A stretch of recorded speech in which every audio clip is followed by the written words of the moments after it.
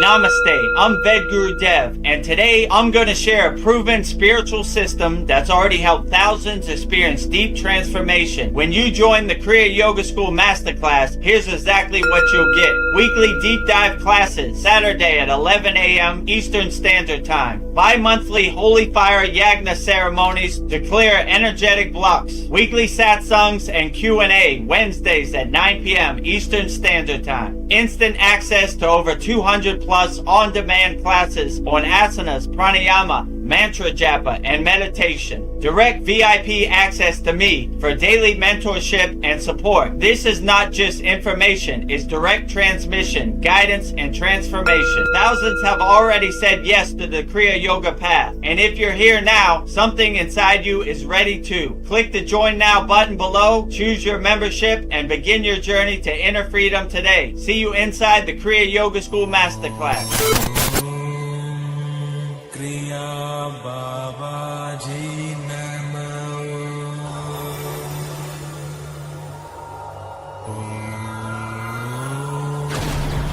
Kriya Babaji Namo.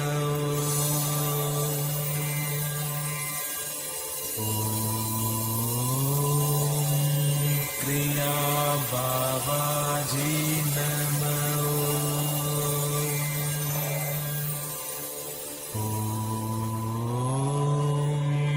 Kriya Babaji Namo.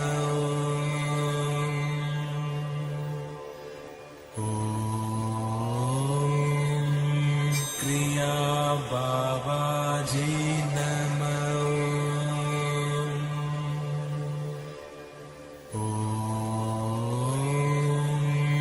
Kriya Babaji Namo. Welcome to October 5th, Vedagurudev's, wait a minute, should say satsang. Okay. Vedagurudev Soul Talks live from a Thailand beach. As you can see, I'm right here in the Thailand beach, the palm trees behind me. It just finished raining, so there's a lot of humidity, so I guess my camera's kind of fogged up. I don't know how I could fix that, but if you have any questions, put it in the YouTube chat and we'll get started. As always, make sure you subscribe, like, comment, watch as many videos as possible on our YouTube channel at Vedagurudev. And we have daily Babaji quotes on there. We have daily edits from our satsang and our soul talks. So make sure you subscribe to our YouTube channel at Vedagurudev and support our Kriya Yoga family. And by popular request, we have a new platform. It's called soullender.com.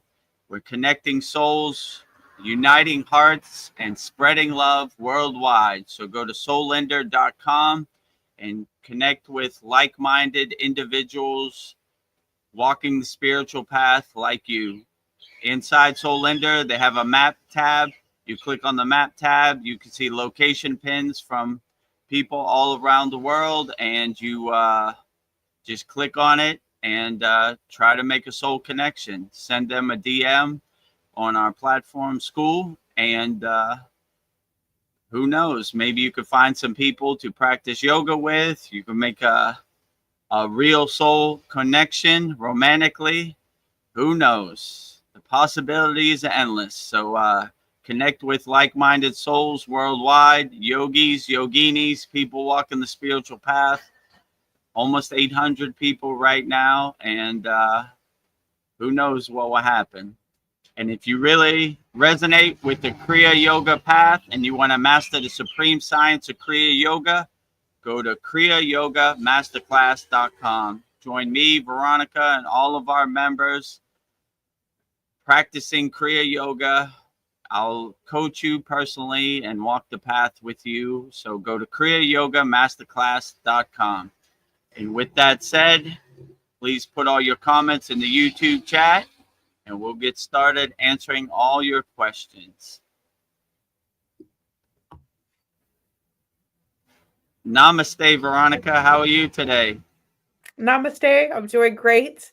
Today I'm wearing roses. I found an old wig Nice. that I used to wear at Halloween as a gypsy. So I was able to like interweave all the flowers into this hair.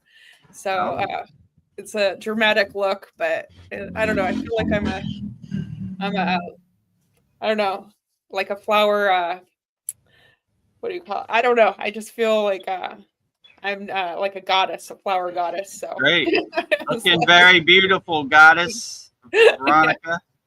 I'm like, whoa. I don't know. This hair is very heavy. I don't know. I have thin hair, so I'm thinking maybe I like my hair. It's not heavy and so much work. So be grateful for what you have. So, but Outstanding. yes. Well, we have some hellos in YouTube. We have Nice. Paul Froelich. He says, "Greetings, you all from Cowtown. Yeehaw! Let's get this party started." Yes. Greetings from Cowtown. Everything is big in Texas. Yeehaw! Let's get this party started. Let's start this party. Put all your comments in the YouTube chat. Let's get it started. Yes.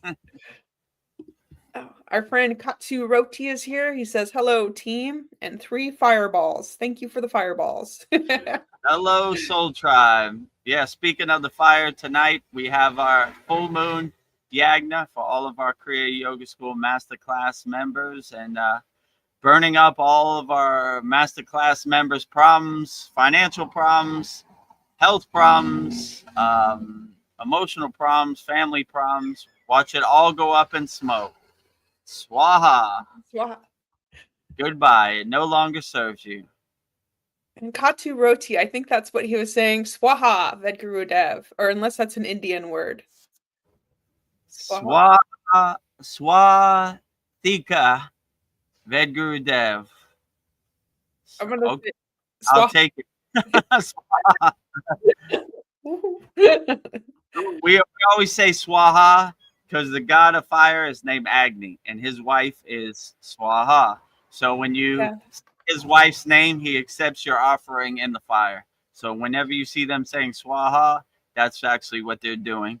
Or, you know, I respect your wife, Swaha Agni, and please take my request and burn it up so it no longer serves me.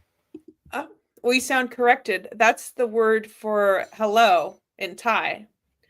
Swahathi. Oh, in Thai it's Sawadee cup, not yes. That.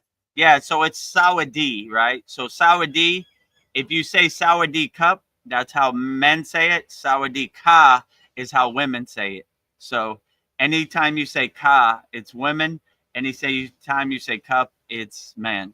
So I thought you were saying a Sri Lankan Indian word, but so it's basically Sawadee ka. That's how woman would say hello in Thai, and Sawadee cup. That's how man would say hello in Thai. So Katu Roti spelled it out. Is that the female version? Yeah, probably the female. Ka is the female version. Katu Roti, are you a female? I've been thinking you're a male. I apologize. So it's yes, Sawadee. So you're missing a D. So that's how it threw me off. So saying hello in Thai is basically Sawadee, right? So if you say Sawadee, it's like hello or namaste in Thai.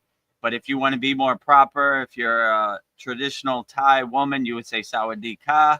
If you're a traditional Thai man, you would say Sawadee cup. So, but Sawadee is good enough, you know. This is quite this makes me happy. Practice Being is here. My friends, the party never ends. The party never ends. Welcome, Practice Being. Good to have you here. The house, the family. Yes, the house and the family. The house and the family. The house that Babaji, Yogananda, Yukteswar, Lahari Messiah built. All the ascended masters. All the Sitas. Katu Roti, right out of the gate, has a question for us. How to stop being critical of oneself and others. That's a great question. Yeah, that's a great question. So you basically self-observe yourself. And like I said before, go in your bathroom, look at yourself in the mirror, and you basically have to love who you are first. You have to start with yourself before you could start loving others. And you begin to see all these distractions and conditioning and identifications that have been put on you aren't really who your true inner self is. It's not who your true inner potential is. So you just basically start peeling the layers of the onion off and shedding what no longer serves you, taking those rocks out of your backpack. So you begin to see, when you become self-realized and self-aware, that what other people project on you shouldn't be your own projection. You should know thyself first. So when people say things to hurt you or hit you below the belt or push your buttons to get under your skin, it almost becomes a joke to you because you know who you are. You know thyself. You are self-realized. So that's why Yogananda's organization is called Self-Realization Fellowship. So we put a heavy emphasis as Kriya yogis becoming self-realized. So no matter what the government says about you, what people say on social media about you, it doesn't affect you because you have your self-realization shield up. You know thyself. So if someone tells you who you're not, you don't believe them because you know yourself. So the way to really overcome being critical of yourself is realize this no longer serves me. I don't identify with this. What other people say about me doesn't matter. It's only between me and God. So when you have that heightened awareness where you don't care what other people think, then it's like water off a duck's back. You become a lotus flower floating over the dirty mud, untouched by the dirty water or the dirty mud under the water. That's why I like Buddha's mantra, Om Mani Padme Hum. Padme Hum is lotus, right? So it's basically saying the lotus floats over the dirty water. So you start floating over the Maya delusional world, and things that used to affect you no longer affect you. You laugh at them like the joke it is, like, ha ha ha, look at this. Oh, this person said this about me. Oh, doesn't affect me. My shield is up. My atmosphere is up. It's like meteors hitting the atmosphere, dissolve on impact.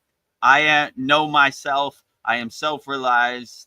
And what you say about me has no effect on me because I know who I am. So once you start having that inner awareness and that divine awareness, that then what other people say doesn't matter. Do what you like. You become a free bird. You don't become in anybody's cage. Like all these people out here, they want to put you in a box. They want to put you in a cage. I've done all the thinking, so you don't have to, right? Let me tell you a story about God. Let me tell you a story about Babaji. Let me tell you what you should do. Let me, all this and that. They're trying to make their ghost story become your ghost story, or their narrative to become your narrative. But when you become self-realized, you do what you want. You are a free bird. You don't care what other people think. So that's very freeing. In yoga, they call it moksha, which is liberation, right? So be liberated out there, all my good people. So stay happy and don't get attached to anything all these people say. And freedom is internal, not external. So they're always saying they're going to give you freedom. They can't give you something that they don't have. All you have to do is close your eyes, sit on the side of your bed, and be as free as possible. It sounds so simple, and it is so simple. Yes. So don't let anybody sell you something that they don't have. They're trying to sell you happiness. Buy this car to make you happy. Buy this phone and it'll make you happy. Buy this house, it'll make you happy. But when you see the Wizard of Oz behind the curtain, they can't sell you something that they don't have. Same with freedom, right? You need to get on this airplane and go there and fight for freedom, right? But if you realize you have freedom, You would never get on an airplane and go to some faraway place and hurt people for a fake narrative that doesn't serve you. So when you begin to see the pieces on the chessboard, you begin to realize, like, this whole Maya delusional world is set up to trick you and steal your power and hope that somebody comes to save you. When you realize you don't need no one to save you, you save yourself, right? So Yeah. I'm not waiting for anybody to save myself. I do my own inner work. And when someone tells me, if you do this for me, you will have freedom.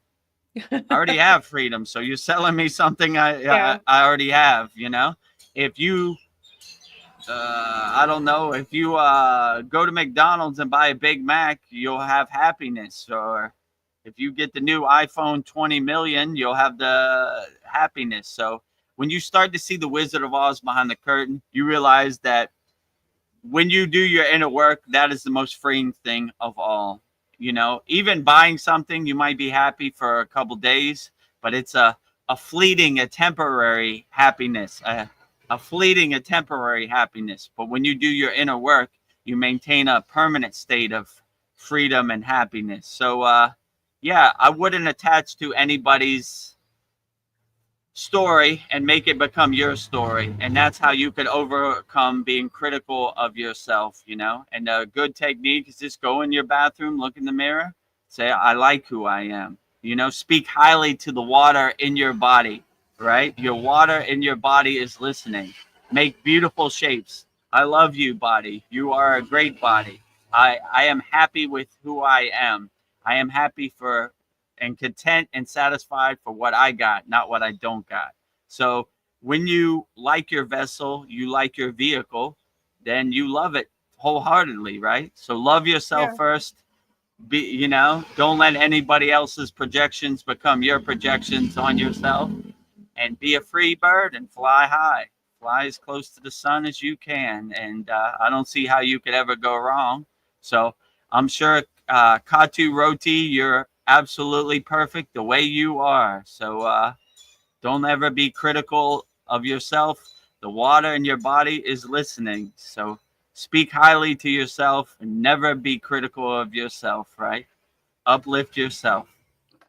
Also, another thought I have on that is like being less judgmental of myself and of others is a True. big spiritual goal. And judging a person does not define who they are. It defines who you are. So when you're judging somebody, you're judging yourself. I like when they say comparison is a thief of joy, Yes. right? You don't want that. You don't want to poison your own vessel with jealousy, anger, and everything. You're not poisoning other people. You're poisoning yourself. So always speak highly of yourself and never critical, This beautiful vessel that God has given you to carry your soul around. What a beautiful masterpiece it is. So enjoy it, be content, be satisfied, be happy for what you got, not what you don't got. So I'm satisfied and I'm content with the vehicle I got. Yeah. It's perfectly beautiful.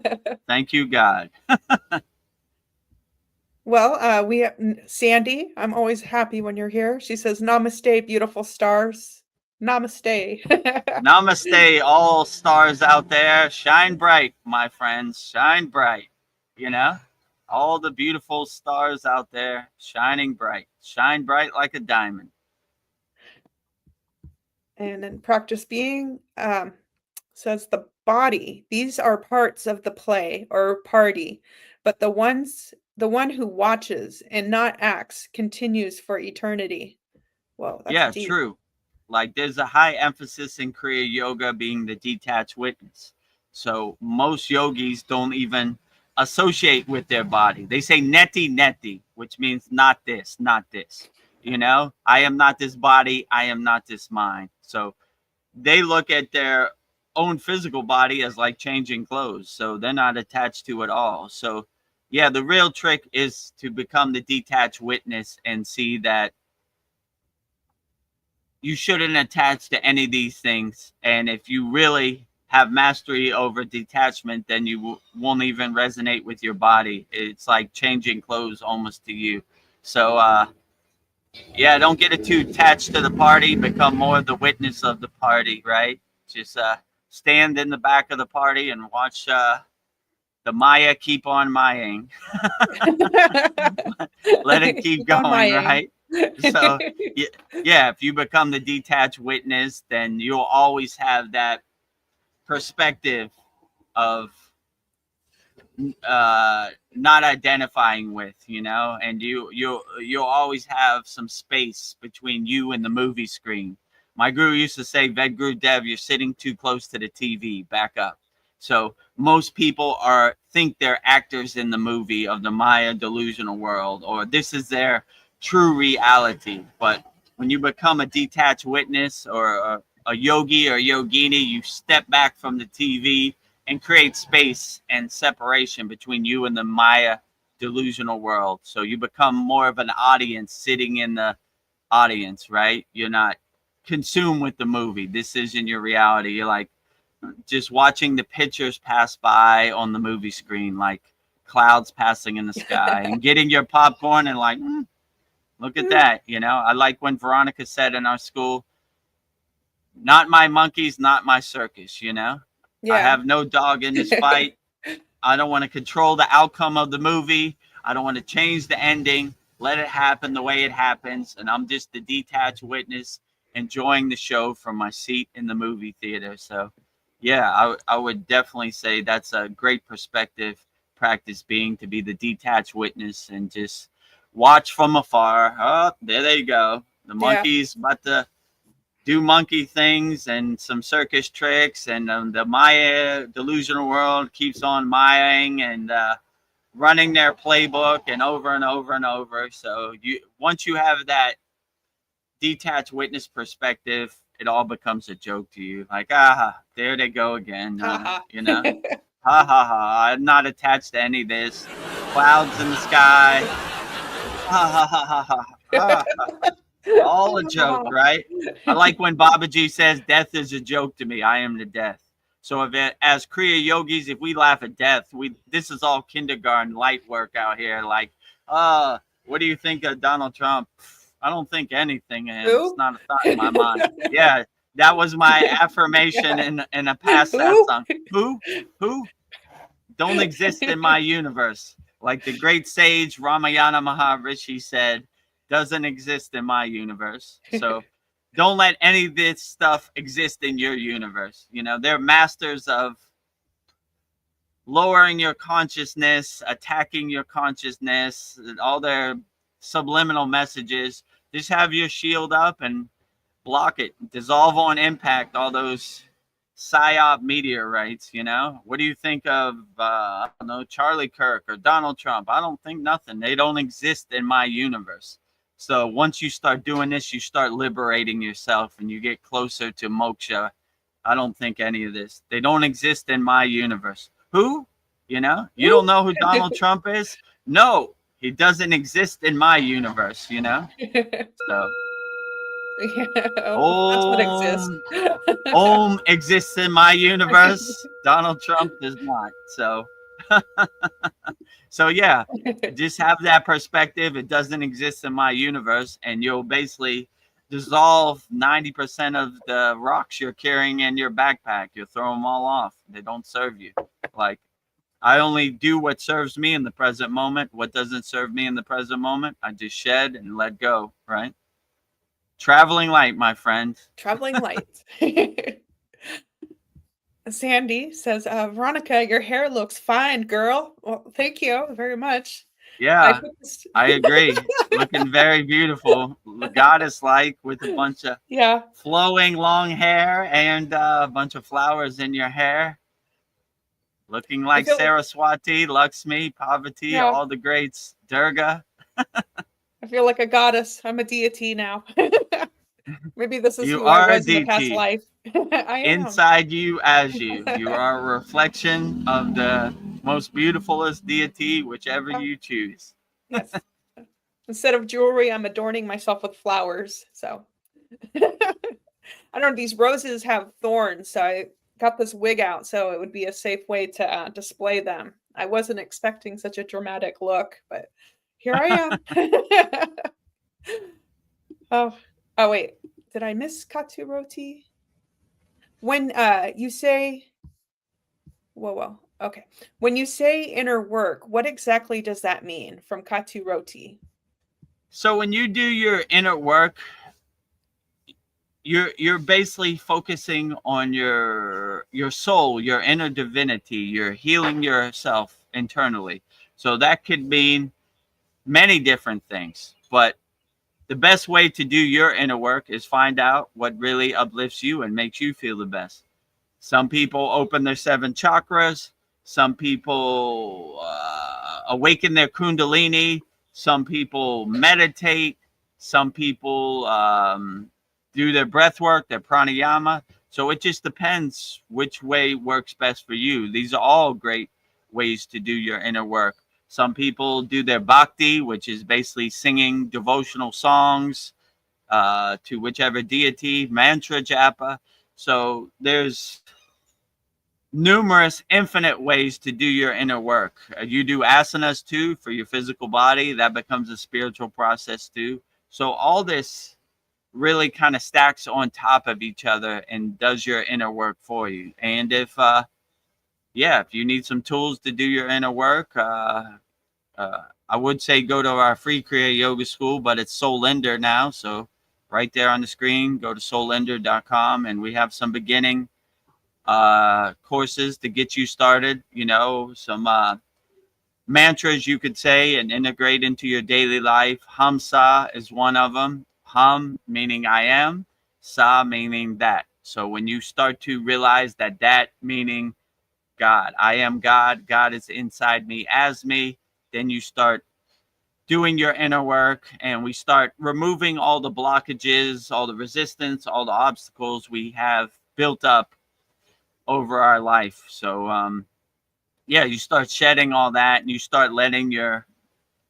shakti, your prana, your energy, inner energy flow, and that's how you start becoming like I say, a nuclear power plant radiating the divine signal and doing your inner work. So you start aligning yourself, breathing through your spine, through your Sushumna Nadi, which is your middle invisible track, clearing out all your nadis. And that's basically how you do your inner work. But it's not one size fits all. It's different for everybody else. So I would just try as many techniques, and if you want some techniques, I'll help you on the path, and we'll see. Tell me which one works best for you, and integrate it into your daily life, and you'll be surprised how much it could carry you. So that's the way I would say do your inner work, but it's not one size fits all. Tools that work for me might not work for you. So in our Kriya Yoga Masterclass, we try to find the tools that really work for you and uplift you and help you. And I try to walk this path with you hand in hand. So, I try to be available 24 hours a day. So no yogi or yogini left behind. So, if you commit to me, then I'll commit to you. And we'll find what techniques really work for you and you can integrate into your daily life. Or just go to soulinder.com, and we have a beginner course, and we have stuff to get you started. We have an asana, we have a pranayama, we have a meditation. So I think there's 7 courses on there to get you started. So just plant the tree today. Like I said, the plant the tree was 10 years ago, but that time has now passed and gone. So the second best time to plant your tree is today. So just make an intention, a sankalpa, that I'm going to plant my tree today, and I'm going to start practicing Kriya Yoga or walk the spiritual path, and you'd be surprised how it could carry you. Best thing I ever did in my life is become a Kriya Yogi. So I wish that for every man, woman, alien, whoever's out there. Yeah. Kriya Yoga is for everybody. So let's get to work. I know something I've noticed practicing Kriya Yoga when I do it every day consistently. I can't be in a bad mood. It's just like it's True. impossible. It like regulates my emotions and my mind. So I was thinking maybe that's one of the ingredients for the recipe for happiness. Do Kriya yoga. Like, Yeah, when you focus your intention and your sankalpa on doing Kriya yoga, you don't have time for anger, jealousy, all these lower yeah, emotions. So I know Katu Roti asked me in a couple satsangs ago, like, how do you stay happy? Why are you so happy all the time? No secret. I just do my sadhana and I yeah. practice Kriya yoga. So You I don't have don't have time time to be for sad. lower emotions, lower instincts. You know, I Yeah, wake up with a big smile on my face. I can't wait to start practicing Kriya yoga and integrate it into my daily life. So it becomes a 24-hour practice yeah, where you don't want to carry these rocks no more. They no longer serve you. So you're like, why would if it takes the same energy to be happy and it takes the same energy to be sad, why would I choose sadness and yeah. depression? I would choose happiness every day. So like Veronica said, I don't have time for lower I don't have emotions time for because these bad emotions. I don't got I time don't for these got bad emotions. time. You know, I talk just to got the time for hand. my The inner face don't work. understand. You know, right? So that's what I tell all my lower emotions. Talk to the hand. My face don't understand. Right? I don't got Woo! time for this. I You don't know, got time for not this. in my universe. This does not exist.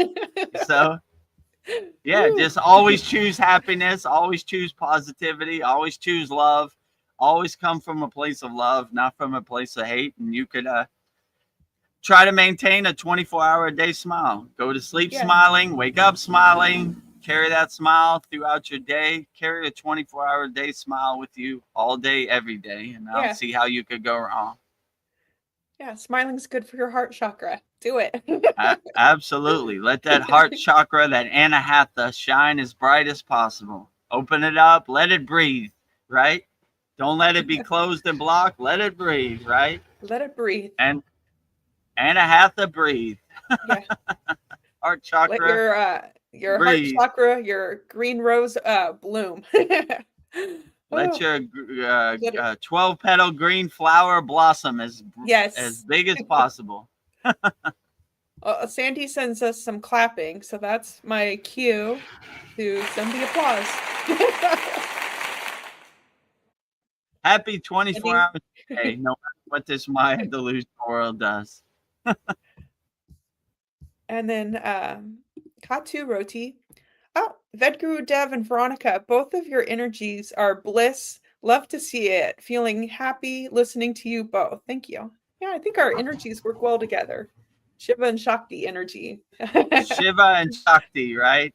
Ida Yeah, and Pingala, the balance, right? Yeah. yeah, Without Shiva, without Shakti, the universe just falls apart. yeah, Shakti is the glue that holds the universe together. So, yeah, yeah, I always stay happy out there, my friend. And I'm glad I could be a beacon of light to bring a smile on your face. That makes me yeah. happy. That's all the payment I need. So, spreading bliss, ananda, joy all around to all people wherever you're at. So hopefully if you're watching this live stream now, you feel happy, and we're sending happy energy. We're Yeah. transmuting happy energy to you to help get you through the day. So Yeah.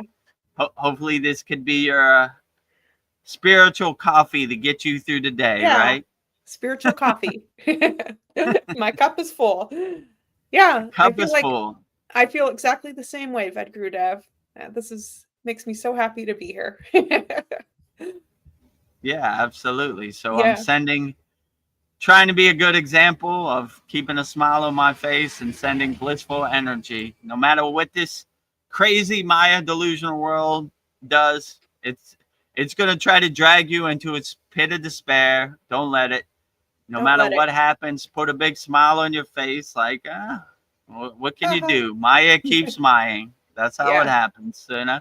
But it's not going to break my happy disposition, my ananda blissful state. I'm going to be a blissed out yogi 24 hours a day. So be blissed out yogis 24-hour a day. Be blissed out yoginis 24-hour a day.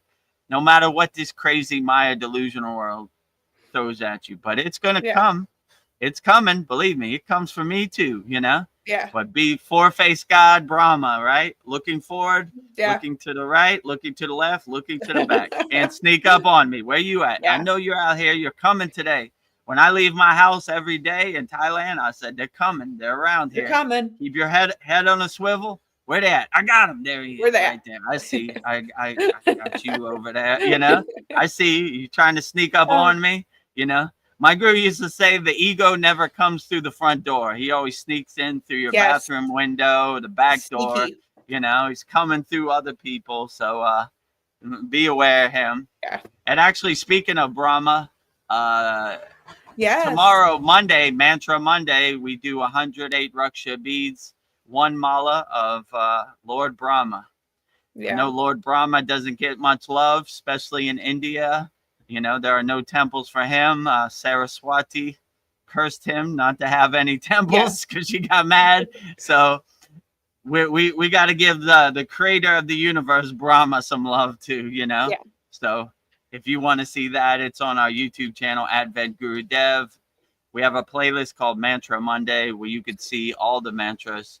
So I think we have 10 right now, or Brahma will be 10. So if you want to see that, it premieres 11 a.m. Eastern Standard Time. 108 Raksha beads, 1 mala for Lord Brahma. Yes, it was very powerful. You won't be disappointed. It's a good one. Mantra Mondays. Don't miss it. Katu Roti, how was it like spending time in the Himalayas with the yogis? Must be fun memories filled with laughter and pure love. I bet it was. Yeah, absolutely. I long to go back home one day to the caves of the Himalayan mountains.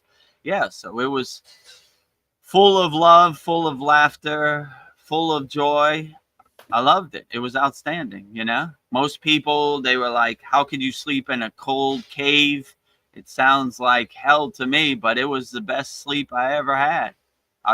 I prefer the cave way more than I prefer a bed, you know? I sleep way better in the cave than I sleep on the bed or sleep on the floor. So, yeah, it was outstanding. You know, there were many blissful times, many good memories.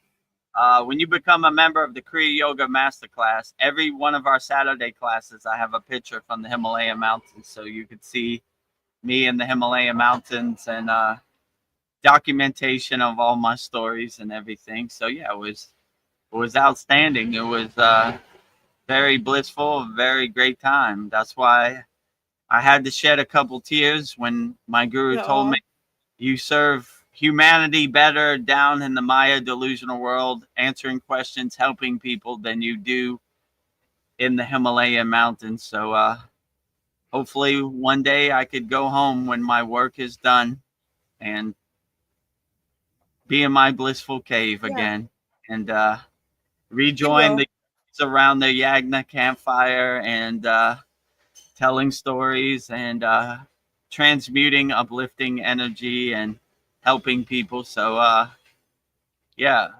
it's very great. So I long for that day to come back. But it will.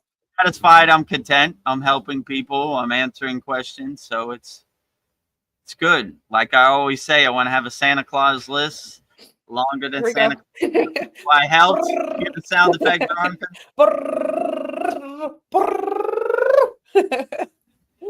So helping as many people as possible. So when that time comes, how many people, they're not going to ask me how much money I made or what kind of car I drive. They're going to ask me how many people I helped.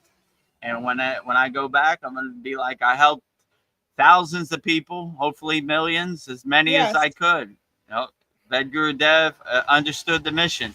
He didn't go down there and hang out or treat his body like an amusement park. He walked the righteous path. So trying to walk the righteous path and help as many people as possible. So thank you for giving me the opportunity to answer all your questions, you know? makes me feel good and gives me something to contemplate too. Like, oh yeah, I haven't thought about that. Let me contemplate that. So yeah, it makes me be a better yogi, answering all your questions and helping as many people as possible. Yeah, it's a beautiful thing. And Sandy says, Empress vibe too. Oh, yeah, maybe I'm an Empress. Empress I'm a vibe. queen. I'm not a princess. You're I'm an Empress. you're an empress, right? Yeah. Empress vibes. She says it's a tarot reference. Yeah, I'm an Empress. Oh, Queen. nice. Thank You're you, the Sandy. I'm tarot feeling card quite, empress. yeah, I'm feeling quite beautiful. Thank you.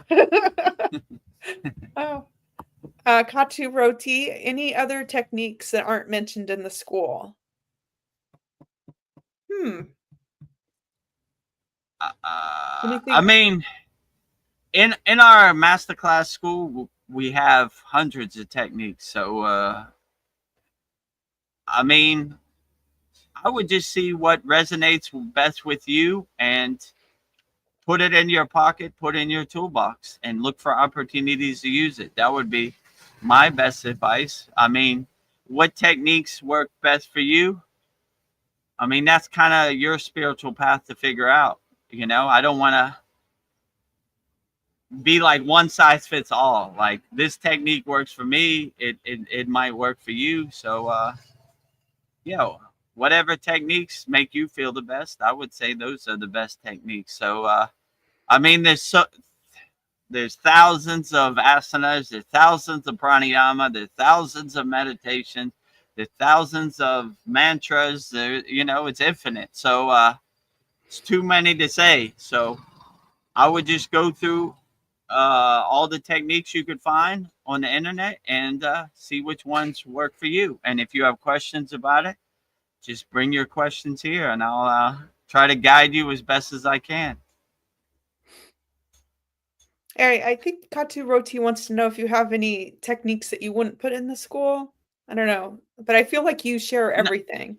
yeah, not really. I'm not into gatekeeping any techniques. So whatever I feel, that's what I give. So if Baba G sends me a message like today we should share the samadhi techniques, which we have shared in our Kriya Yoga Masterclass, then I'll share it. I don't want to gatekeep anything. Yeah. I don't believe in these rules and regulations of Kriya Yoga. I'm trying to help as many people as possible. Yeah. So if you join our Kriya Yoga Masterclass, I just give wholeheartedly. You'll be overwhelmed. Here, take all this, you know, and I'll answer all your questions in real time. So yeah, I don't save anything. Like, let's say these are my toys and no one can play with it. I give wholeheartedly, right? You know, so that's what's unique about our Kriya Yoga school. I give you the kitchen sink. Yeah. I give everything. Take a lot of heat and the yoga police comes after you. Oh, Vedagurudev, how dare you share the secrets of samadhi to uninitiated Kriya yogi? It's forbidden in the yoga rule book, you know, the Kriya yoga rule book. So yeah, like all this rules and regulation and gatekeeping of Kriya yoga, I don't believe in it at all. I answer every question wholeheartedly. I give all the techniques I learned in the Himalayan mountains wholeheartedly. So, you know, yeah, that's what I would say. So yeah, so if you commit to me, I commit to you, and I try to give you as many techniques as I can on the path. So yes, I wouldn't gatekeep or anything. I don't believe in it, you know. No, so Vedagurudev gives away the whole farm. If you have a thirst for Kriya yoga, then let me quench that thirst and give you as much as I can. So yeah, I don't want you to. I don't know. I've heard stories of different gurus making their devotees, their disciples, write like Ram like 2 million times, right? Boy. One guy told me a story. He wrote Ram 2 million times before he could get mantra diksha, one mantra. In our school, we give hundreds of mantra diksha, right? We don't. It's not necessary, right? You know, yeah. I don't need to prove that I don't. if you have a thirst for Kriya Yoga, then I'll quench your thirst. You know, you want to know mantras? Let's do it.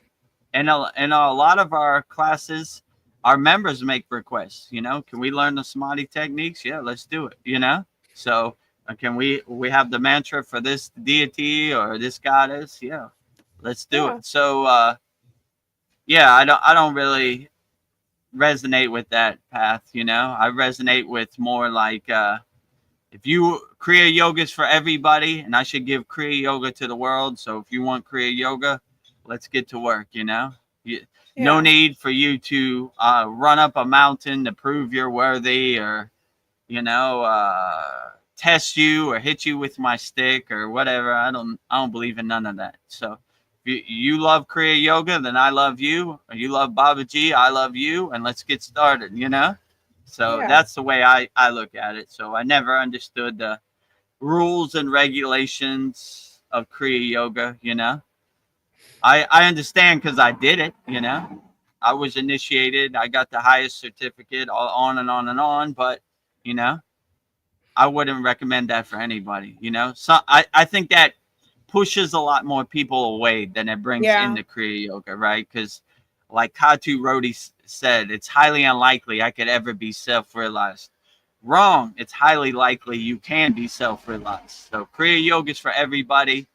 Let's break down all the walls and barriers and all the rules and regulation and all the gatekeeping. And I just give wholeheartedly, you know? Be the best Kriya Yogi you could be. Or Yogini. Be the best Yeah. Kriya Yogini you could be. I love that. Kriya Yoga is for everybody. It's for everybody. No Yeah. matter what color your skin tone is, no matter if you're male, female. I mean, if an alien come and wanted to practice Kriya Yoga, I would teach Kriya Yoga to aliens. I don't have no barrier. It's for everybody. So I give wholeheartedly, no matter what your language, no matter what your religion, no matter what your flag is or country, Kriya Yoga is for you. If I could do it, Yes. anybody could do it. So let's break down all Well, those walls, those barriers and blockages, and keep on trucking, you know? well, speaking of aliens, Sandy says, take me to your leader. It has a Take, alien emoji and a happy face. take me to your leader. I guess our beloved Sadgurudeva would be my leader, Yeah. Babaji, Mataji, you know? Yeah. I don't know. I mean, these light beings, these ascended masters, these archangels, they wouldn't even, it's almost like a foreign concept to them. Who is the leader, right? I have asked that question before, and I would say in the archangel hierarchy, Archangel Michael is the leader, but he would never say that. He would say we're all equal, right? Even the seraphim, they didn't look down on them, you know? Even though they were more in the background, they are still equal in every way. And so I look at everybody equal. No leaders. We all walk this path holding hands together, right? So I don't want to be on a pedestal. I don't want to have no guru play. I look at myself as equal to all of our Kriya Yoga School members, and I don't see any leadership, you know? Yeah, we're all equal. We're all equal, right? I see myself in all of our members as a reflection of myself. And I remember when I had that exact same question too. So I just did a little more inner work, but that doesn't make me better than anybody else or more superior or any of that. I should be put on a pedestal. I'm just like everybody out there. I just made a commitment and an intention to walk the path of Kriya Yoga, and here I am. So all equal. No leaders here. This is exciting. Andromeda Mariana, she says, good morning, evening, my beautiful people. So good to hear from you. Good morning, Mariana. Good to see you. Yeah. Good evening. Wherever you're at in the world, good morning or good evening. Glad to have you here, Mariana, as always. Yes. And you're beautiful too, Mariana. You are definitely, everybody who's watching this is beautiful. All men are handsome, all women are beautiful. Keep shining. Katu Roti asks, would you say emotions like anger are useless Some people say it's normal and healthy to be angry and that it serves a purpose. What are your thoughts on this?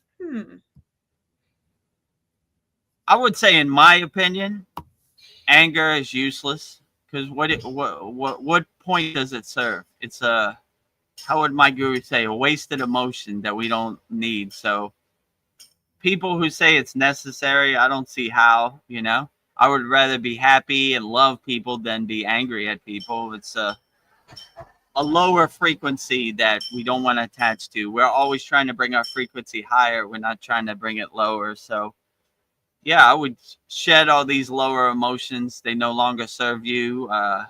It's trash you're carrying around that you don't need. Take it out to the curb and throw it away.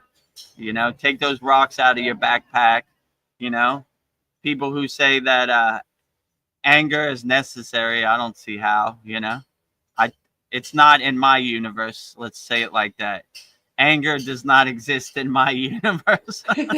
So make your universe however you want. You are the co-creator of your universe. Make it however you want, you know. It doesn't exist in my universe and it's not necessary, but if you have some use for it, I don't know what that would be. Maybe it exists in your universe. So I wouldn't focus on it. It's like my guru said, like a wasted emotion to me. I would rather transmute love than transmute hate, you know. So always come from a place of love, never come from a place of hate, you know. So anger is magnified from a place of hate. So Yeah. how can you be angry at anybody if you see yourself in them, right? If you see everybody as a reflection of yourself, then how can you be angry at anybody? So I see myself in everything and everywhere. That's why I can't be mad at anybody, because if I'm angry at somebody else, I'm angry at myself because I see myself in everybody and everywhere. So when you have that more perspective, anger kind of seems like a waste of time, you know? Yeah. But it happens to all of us. I'm not going to say I'm immune to anger. Sometimes they catch me off guard and throw Yeah. me off, you know, like, you know, somebody cuts me off in traffic. I was like, you can't do that to me. You know who I am. I'm Yeah. Vedagurudev. Then I catch myself like, wait a minute, you know, we're going down that path. Catch yourself. You know, I Yes. said before many times in America, they had a commercial on TV, a PSA, a public service announcement. A woman's cooking eggs. Her baby's crying. She's getting frustrated. She's losing it. She goes to hit the baby, and the video pauses. It says, before you do something you'll regret, just breathe and count to 10, and you'll be happy you did. So words of wisdom from American PSA, right? All you have to do is drive by prison. A lot of people made a split-second decision that put them in a cage for a long time. We don't need that. So just control your emotions, and no reason for anger, you know. But if you feel it coming on, just count to 10 and breathe. Do your pranayama breath work and let it dissipate. You know, breathe in peace and harmony, breathe out anger and stress, you know. Yeah. Let it out. Don't hold on to it, right? Breathe it out, you know. So yeah, that's what I would say. You know, I don't see how it could be normal and healthy to boil your blood and get angry over things you can't control. But I don't know. People are saying a lot of stuff out there, so I would focus on more peace and harmony and shed as much anger as you can, you know. And if you feel it coming on, say, I'm not that person no more. Anger has no place in my universe. Goodbye. Swaha. Yeah. Swaha. Yeah, that pause is so important. Like, just pause and like think, like, if this action I take, what are the repercussions going to be if I do this? And just pause and breathe. But when somebody attacks you, you immediately want to like Right. You get triggered and, you know, let me show you that. But if you really have that mindset, like, it's not worth it, you know, this doesn't serve me, like, what do I get from this? Then you'll see that you don't need it, you know. Just pause and breathe, like Don't do it to yourself, right? Yeah. You know? Katu Roti has a question nobody's ever asked you before. Are you able to have special guests like yogis you have previously met so they are able to tell their story and give their perspective, stories, and advice? That would be Yeah, I'm amazing. able to have special guests. We have had Ved special Mooney? guests. But yeah, Ved Mooney was on there. Yeah. So if we have special guests and they have good insights, why not? I'm a Yeah. good listener. I like to listen. You know, if inside our Kriya Yoga Masterclass, I let all of our members talk. I want to hear what they have to say. I want to contemplate what they say. I've done too much talking, over talking, right? Yeah. So Yeah. I enjoy different perspectives that I can contemplate on. So yeah, if Yes. Sadhguru, Sri M, or any of the people walking the spiritual path want to come on our soul talks or our sad songs, you know, my platform is all theirs. Yeah. I'm interested in what they have to say and their perspective, you know. So Actually, I think Katu Roti, Mariana, Sandy, you're all special guests. Who else? yeah, Paul. exactly. So all of our Kriya Present Yoga Beanie. School Masterclass members have access to come on StreamYard. They call it the stage, right? So Yeah.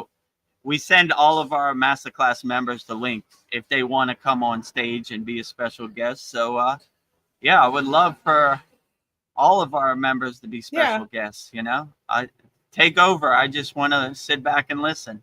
I want to contemplate what other people say. You know, Yeah. it makes me a better yogi. I'm a good listener, so I want to listen to other people's perspectives. So if you've seen our class, you see I give the floor to You all of do. our members and let them go to work. There's no time constraint. There's no time limit.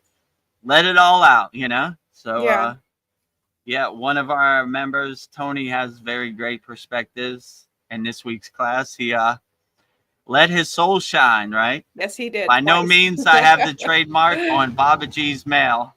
I want everybody to deliver Yeah. Babaji's mail. So let me hear what you got to say. I'm very interested. So Yeah, that's a big, I don't know, that's a beautiful thing. Everybody has something to share, and it just makes us better. So, and yes. all of our masterclass members are welcome on stage Yeah. anytime, you know. Like and you could put me on the small screen and put all of whoever's talking on the big screen. Mariana has a request. She asks, could you please post samadhi techniques in meditation section, please? And eightfolds as well. There were some more, but I lost them in all the classes. LOL. Okay, yeah, that's a good idea. I do need to make some more classes. I started working on a samadhi classroom with the samadhi techniques, but I got too much on my plate, so I need to take a minute and focus on that. But Yeah. yeah, I'm gonna work on that. The eightfold Patanjali pranayama. Yeah, I'm gonna get to that. I know I've Yeah. been slacking off, you know, too much work over here, but I'm gonna get to it. Yeah. If only you were one of those deities with multiple hands and you could do it, or I multiple need to hands like become Brahma. Shiva or any of these other deities with multiple hands. Yeah. Too much to do in 24 hours. You'll get there though. Yeah, Uh, but that's a good idea. I do need to make a samadhi classroom of yeah, the 5 samadhi techniques. So yeah, I'll make that for you when I get a chance, Mariana. yeah. Those were very powerful meditation techniques. I still think about them. Yeah, there's some things in it that I do. Yeah. Join the school, you'll find out. Yeah. Oh, there's the secrets. Sandy says, "Yeah, I agree. The archangel showed me my dad in spirit being equal to them. Mm, He was standing with them." Whoa. true. Yeah. Yeah, for sure. They would, in my perception, say there's no leader. They're all equal. There's no hierarchy. There's none of that. They don't. that doesn't even exist in their realm. There's no how would I say this? There's no power structure. I'm number one, you're number two, this and that. So they see themselves as all equals, and they see all light beings as all equals. So a form of one of your loved ones who have passed away and standing right next to them, that definitely wouldn't surprise me. They would definitely send an ambassador that you feel more comfortable with, so you're not frightened. So I was lucky because I was ready for them right when they came. So whatever form they came, I was good with it. No matter how much wings you have, eyeballs, all that, I love it all, right? I see past it. I just see the inner divinity, So when I asked to see the true form, then they were taken back that I wasn't shocked or surprised. I thought it was cool. Oh, look at that. Cool. I never seen so many eyeballs. Yeah. Great. Beautiful. I love it. Beautiful, right? Shine bright. Yeah. Show me all your eyeballs. I want to see it. So, yeah. So, if you get an audience, don't be scared. Just enjoy the show, right? With a big smile on your face. So, no matter what form they show you, see the inner divinity and the blissful form that it is. So, And then Sandy says, but they are actually are super powerful light beings. Yeah, absolutely. They are super powerful light beings. Oh, here comes a Thai truck where they do their promotion. No, hold on, you see it. Yeah, so in Thailand, they have these trucks with a loudspeaker that do promotion, right? Like concerts or whatever. So it was one of those, right? They put like a big sign on the back of the truck, and they have a loudspeaker talking about it. So that's what are they genuine promoting? Thai Can you promotion. tell? I think they were promoting like a Buddhist concert or something. I didn't really see it. It went past. But it's usually something like that, like a concert, or like different shops, like a tire shop has some promotion and they put it on that truck and drive around the city. So that's how they promote in Thailand. Old school. Yeah. Put some signs on the back of a truck with a loudspeaker, and that's promotion, right? Oh. Mariana says, I don't feel beautiful or worthy, and it's hard to get rid of what the ego was saying. It's a constant struggle and battle. And I know exactly where it's coming from. I felt unloved since I was a child, and nothing really changed until now. We need to send her some healing energy. Well, Mariana. I'll tell you, Mariana, you are absolutely 100% the most beautiful person in the world. So shine bright. Let your soul shine. Whatever happened when you were a child, water under the bridge, We all take those rocks out of our backpack, all that trauma, I said it before in the satsang, I ate a cheeseburger 10 years ago. What difference does it make? When we focus on the present moment, we start to shed the trauma from before. It no longer serves us. It's in the past. It's a distant memory. So I'm sure a lot of people have gone through a lot of tough times, when they were children. But today is a new day. So every day you wake up, wipe the slate clean, put a big smile on your face, take all those rocks out of your backpack that no longer serve you, and shine bright like a diamond. Let your soul shine. Let your soul be your North Star, and be happy. I understand this Maya delusional world is overwhelming. I have compassion for people out here because it is very dense. It is very overwhelming. Even for Vedagurudev, like, I'm not going to lie. I go through it too on a daily basis, right? It comes from me also, But when you have the right mindset and the right perspective, no matter what this crazy Maya delusional world throws at you, you put a smile on your face and overcome it. Like, that's the best you got, you know. But I understand this Maya delusional world isn't really set up for you to win, you know. No matter how much money you make it work, it's not enough to pay your bills, and you can never get ahead financially. And just when you think you're healthy, some health problem comes out of nowhere. So it's always throwing stuff at you. But just be grateful for who you are. You're perfectly beautiful who you are inside you as you, you know. So always be happy for who you are and the body you have and the situation you have, you know. So when you have that perspective, it's a lot easier to overcome this 3D Maya delusional world, you know. But it's definitely tough out there. So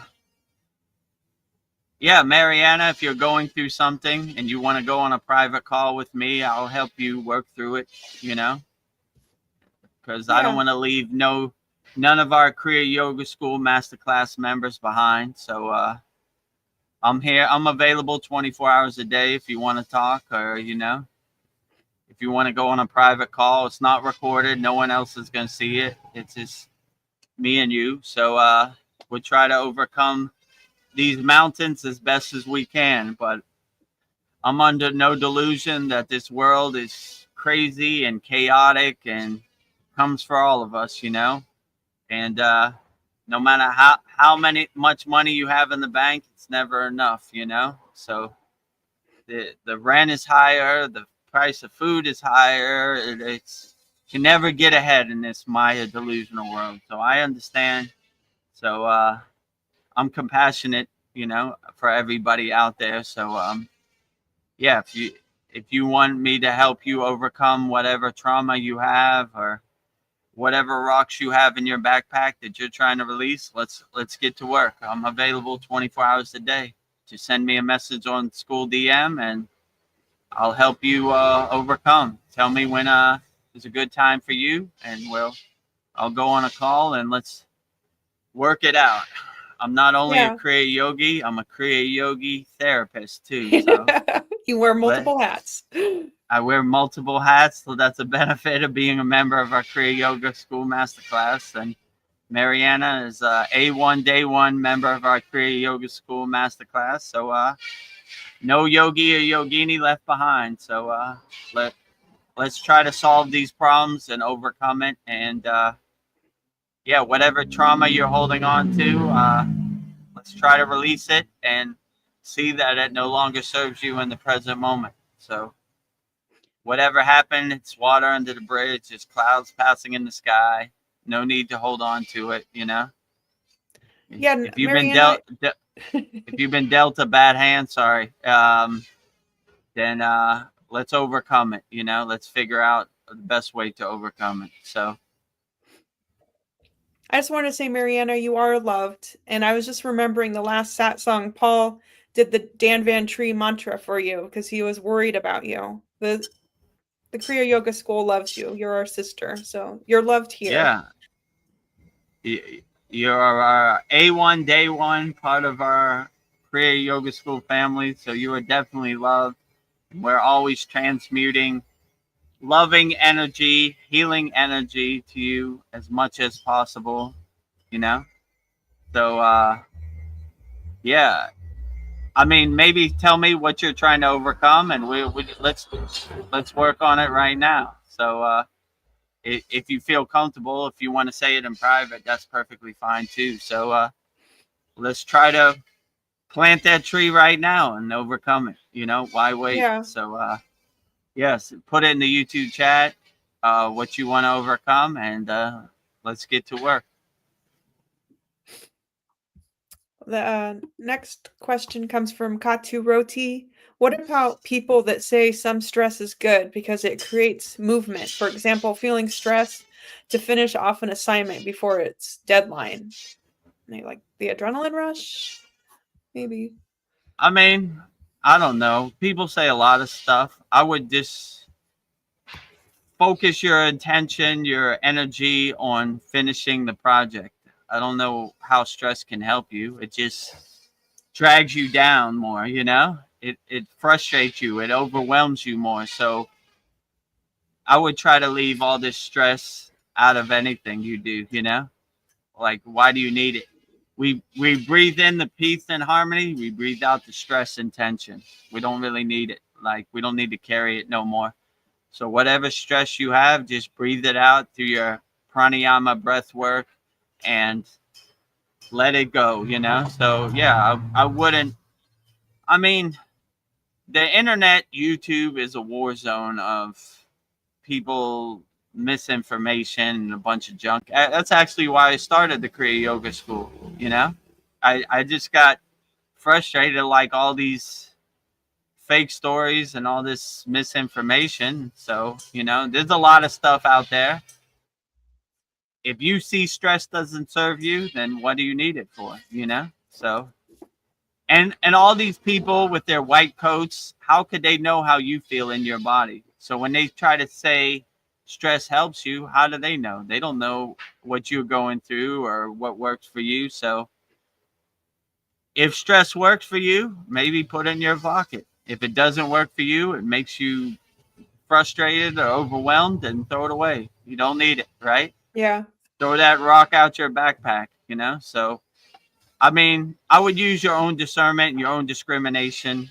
A lot of people say a lot of things. If it doesn't resonate with you and doesn't work for you, throw it away, you know? But yeah, I wouldn't listen to these people with their cool white coats and their cool science. It really doesn't matter what works for other people or, you know, what ghost stories they have of things that work, you know? Do what works for you and be liberated, you know? So if stress makes you feel bad and makes you depressed or drags you into a pit of despair, like how am I going to do this or whatever, let it go. Doesn't, you don't need it. Throw those rocks out Let your it go. backpack. So yeah, let it go.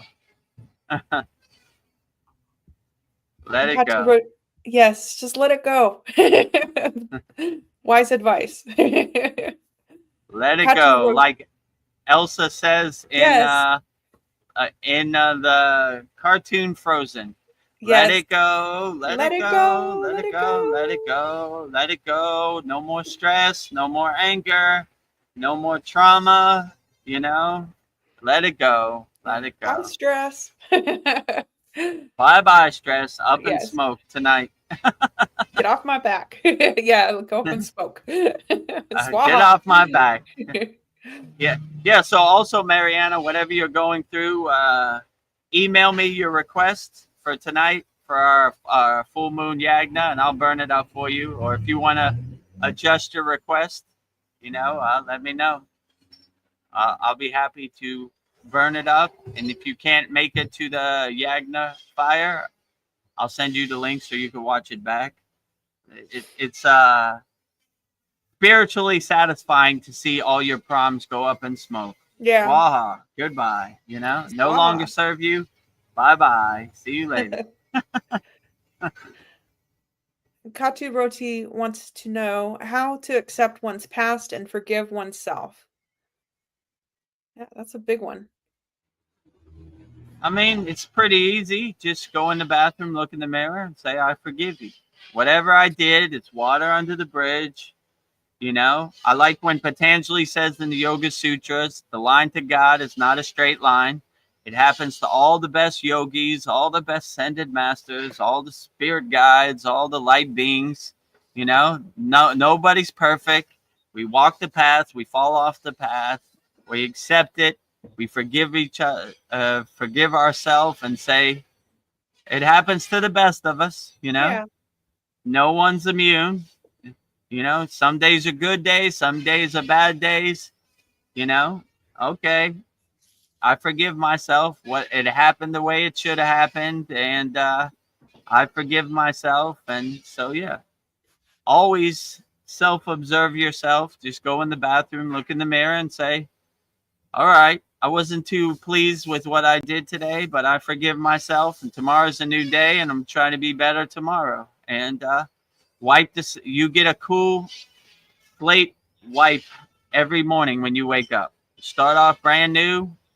Whatever you did yesterday, it's water under the bridge. Start off brand new and be better, or at least 1% better than you were yesterday. And before you know it, none of these things will have an effect on you. So whatever you did, always forgive yourself.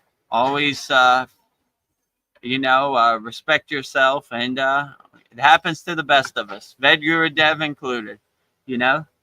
Many times I should have walked past some Skittles, but I indulged in some Skittles. So if you indulge, just enjoy yourself, Yes. So it happens to Vedagurudev included, right? So don't beat yourself up about it. Tomorrow's a new day, and keep moving forward, Yeah. Always forgive yourself, Yeah, so I would say, yeah, always forgive yourself. I'm reading Mariana's comment, and Mariana, you are so compassionate. You are beautiful. She says, Vedagurudev, is something stressful or bad going on in your life? Are you okay? Are you okay, Vedagurudev? Oh, I am perfectly fine. I wake up with a big smile in my face. Babaji is great. Archangels are great. Ascended masters are great. Spirit guides are great. God is great.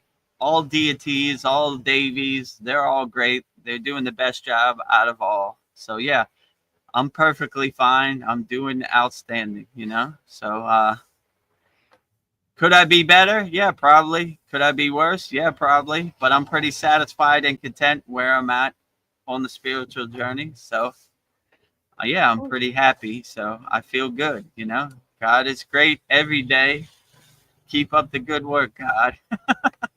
What I need, nothing. I'm good. Yeah. Would you rather be content or happy?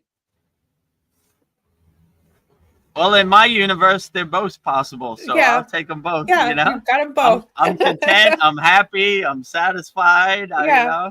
I, Why choose one? You have both. all of the above for Vedagurudev. Yes. So, yeah, I'll take them all, I include them all in my universe. Yeah, so I'm content and happy. the possibilities are infinite. So Yeah. I don't want to put myself in a box. I'll take all all things, all positive things, Yeah. Anger, stress, all these aren't welcome in my universe, Yeah. but all uplifting emotions, I'll take them all. I love them all, right? So you can have your cake and eat it too. I have Your my piece of cake and treats. eat it too. Yeah, Yes. so I feel pretty happy. There's nothing really going on in my life that, I mean, I look at this Maya delusional world like the comedy show it is anyway. So Yeah. no matter what happens, I try to have a detached witness perspective, and I don't get too attached, like before Kriya Yoga, I used to, I'm still a fan of football. My football team is the Pittsburgh Steelers. When they used to lose, the game comes on at 1 a.m. or 4 a.m. to stay up and watch the game. If they lose, I can't go back to sleep. Yeah. Now I just say, yeah, played us. The better team Yeah. won. What can you do? Or somebody asked me, what do I think of Donald Trump, Charlie Kirk, right? Who? Right? That is my affirmation. They don't exist in my universe. They don't put food on my table. They don't feed my family. I have no dog in the fight. I'm not. I don't want no part of any politics or anything. I'm just doing my inner work, trying to be happy, not trying to attach to anything, and the Maya delusional world happens the way it happens. I try to stay light on my feet, adjustable, be able to change course and change directions and pivot as much as I can. So I understand the Maya world isn't going to change for me, so I have to adjust to it. So, but if you have the more detached witness perspective, you could just not be in the movie. which they want you to be in the movie, are not always come from a place of love, not from a place of fear or hate. So their playbook is always to lower you through fear, right? You know, how am I going to pay my rent? What am I going to do when this Yeah. virus comes around? Fear of loss, right? I'm going to lose my life. I'm going to lose my house. I'm going to lose my car. So I try to always be a fearless yogi or a yogini in your case, and let it happen the way it happens. And I'm going to get out my own way and enjoy the show on this Maya delusional stage of the universe. You know, there it goes again. So anytime any of this thing happen, or I mean, I don't watch the mainstream media. Like, my TV is basically a wall ornament that I don't never turn on. I don't think I've ever turned it on in 3 years, but you Black know, screen. even when I post on YouTube or Instagram, I try to post in ghost, right? I don't try to hang around. I like put it up, get out, you know, before they catch me, right? You know, I don't even check the timeline if possible. Every once in a while they catch me, you know. So I'm kind of aware a little bit, you know, or my mother would tell me, you know, what's going on in America. So I don't know. She's my source, but yeah. Yeah. So I just watch the Maya delusional world like the joke it is, like the movie it is, the comedy movie. Like, there they go, you know. And they're always trying to pull you in. What do you think? I don't think anything, you know.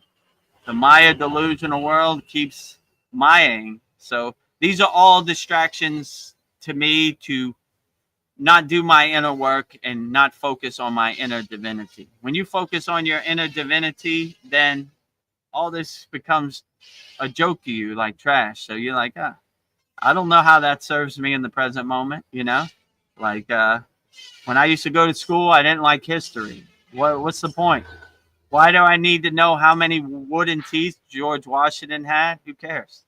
Yeah. How is that going to help me in the present moment? It's not. Yeah. So all these cool ghost stories that they project and they try to get you attached to it and try to get the emotional reaction to it. I try to stay immune to it. Like, not in my universe. And like Veronica said, who? That's my affirmation now. Who? Even if I did know, like, I saw something today. P. Diddy got 4 years in jail. Like, okay, what does that have to do with me? Yeah. How does that feed my family? How does it make me a better person tomorrow?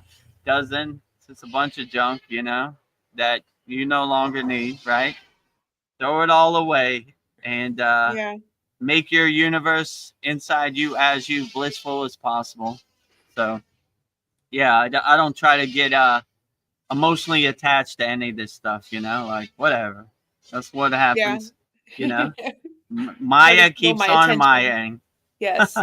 Stealing my attention, lowering my frequency, trying to get me in a fear-based state. Yeah. Not going to happen, right? Yeah. Always today, keep a smile on my face. Not today, not ever, not happening. So, you know, try to stay as happy and blissful as possible, no matter what happens. I like when they say in the yogic text, the yogic scriptures, even if it's the end of the world, don't let nothing shake your samadhi. So I always have that visualization of planes, bombs, war, fire. The yogi always stays unshakable no matter what. So always be an unshakable mountain. No matter how much the sun is shining, unshakable mountain. No matter how much snow there is, unshakable mountain. No matter how much wind there is, unshakable mountain. No matter what happens in this crazy Maya delusional world, unshakable mountain. So always try to be an unshakable mountain and just see the joke in this Maya delusional world. Laugh at it like it is. There they go. And, you know, what do you think of this person? I don't think nothing. Who? I'm an owl over here. Who? I don't know. They don't exist in my universe. You know, don't. I don't want your projections or your ghost stories to become my ghost stories. You know, Yeah. take that out of here, right? It doesn't serve me in the present moment, right? Yes. And like I said before, in one of the sad songs, if you want to see if it serves you or not, just stick your head out the window of your house or your apartment, look up in the sky. No airplanes, no bombs, no fire. Doesn't serve me. A Doesn't ghost serve story me. about some faraway place that doesn't serve me. You know? Yeah. So that's what I would do. You begin to see, like, you know, Donald Trump. Look outside. Is he here? Is he in my house? Where is he at? He's at the dinner table. Not here. Doesn't serve me. Not Yes. here. Not in the present moment, you know? Now, if he does show at my doorstep, Yeah, then then that it, would be in the present moment, but that's well, Mr. highly Trump. unlikely. I won't say never. Maybe. You'd be like, Vedagurudev, I saw your live stream. You have some pretty Yeah. good insights, you know? Yeah. You're We're a thinking winner. about starting a spiritual Yes. department and in the U.S. government. Sounds great. I'll Yes. head it up, you know? Thank you, Mr. Trump. Meditation in all schools. Thank you, Commander in Chief. You Yes. know, you know what's funny? I saw like POTUS, and I was like, "What is POTUS? Who are they talking about?" Like, and then I was like, "Oh, that's short for President of the United States, Yeah, right?" it's And I like was that's like, not in your reality. it took me like a week. What is POTUS? Like, why they have a picture of Donald Trump and they say POTUS? What is POTUS?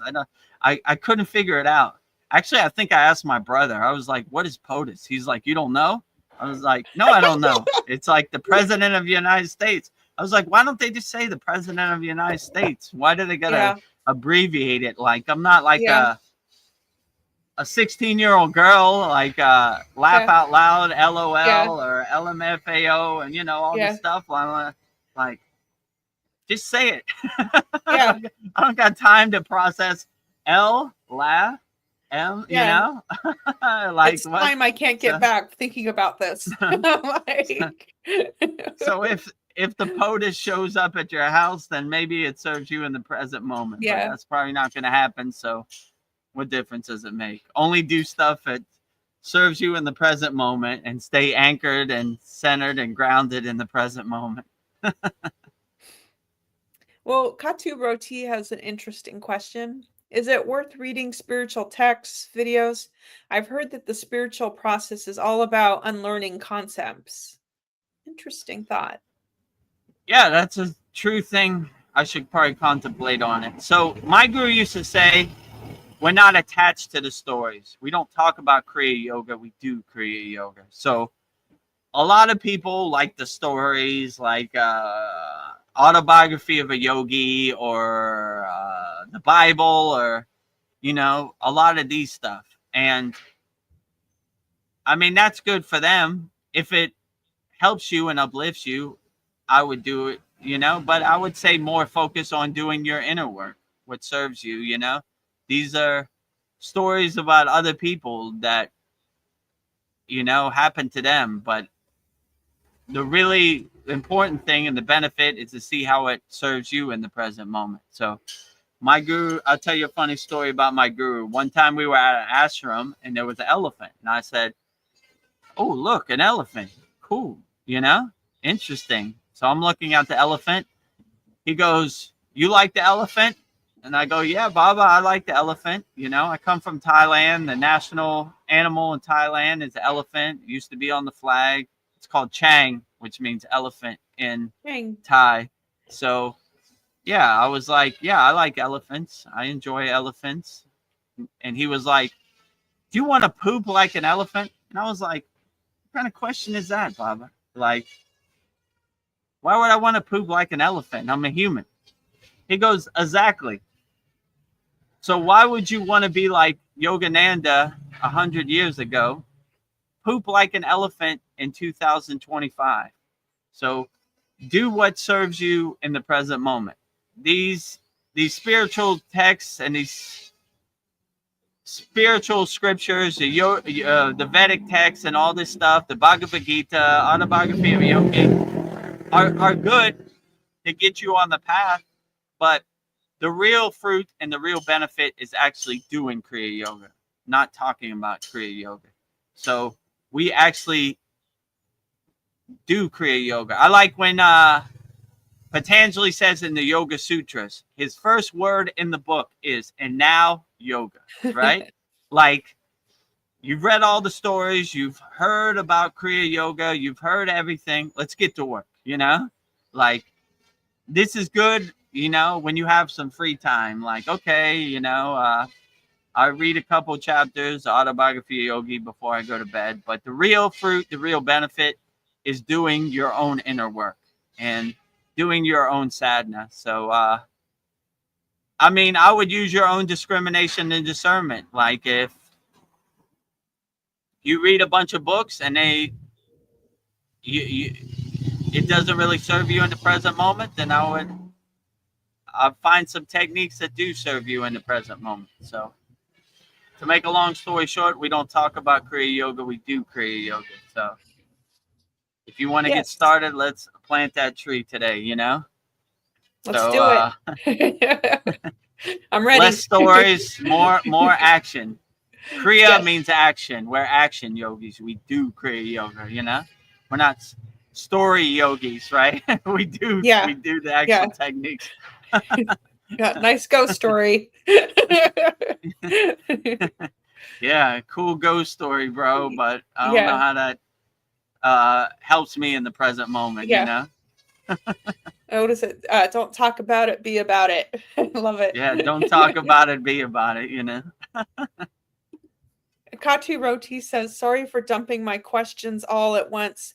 You can skip them if you like and come back to them later so you can answer others. I need to head off for now. Enjoy. Katu Roti, I love your questions. You're a gift to me.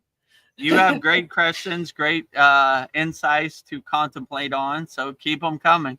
Yes. You know? I love it. Nothing to be sad about or ashamed about, you know.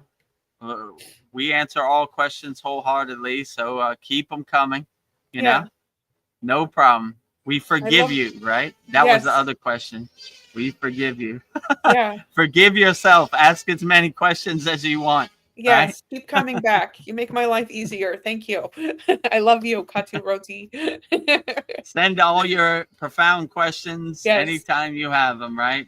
Soul Talks every Sunday, 9 p.m. Eastern Standard Time. Satsang every Wednesday, 9 p.m. Eastern Standard Time.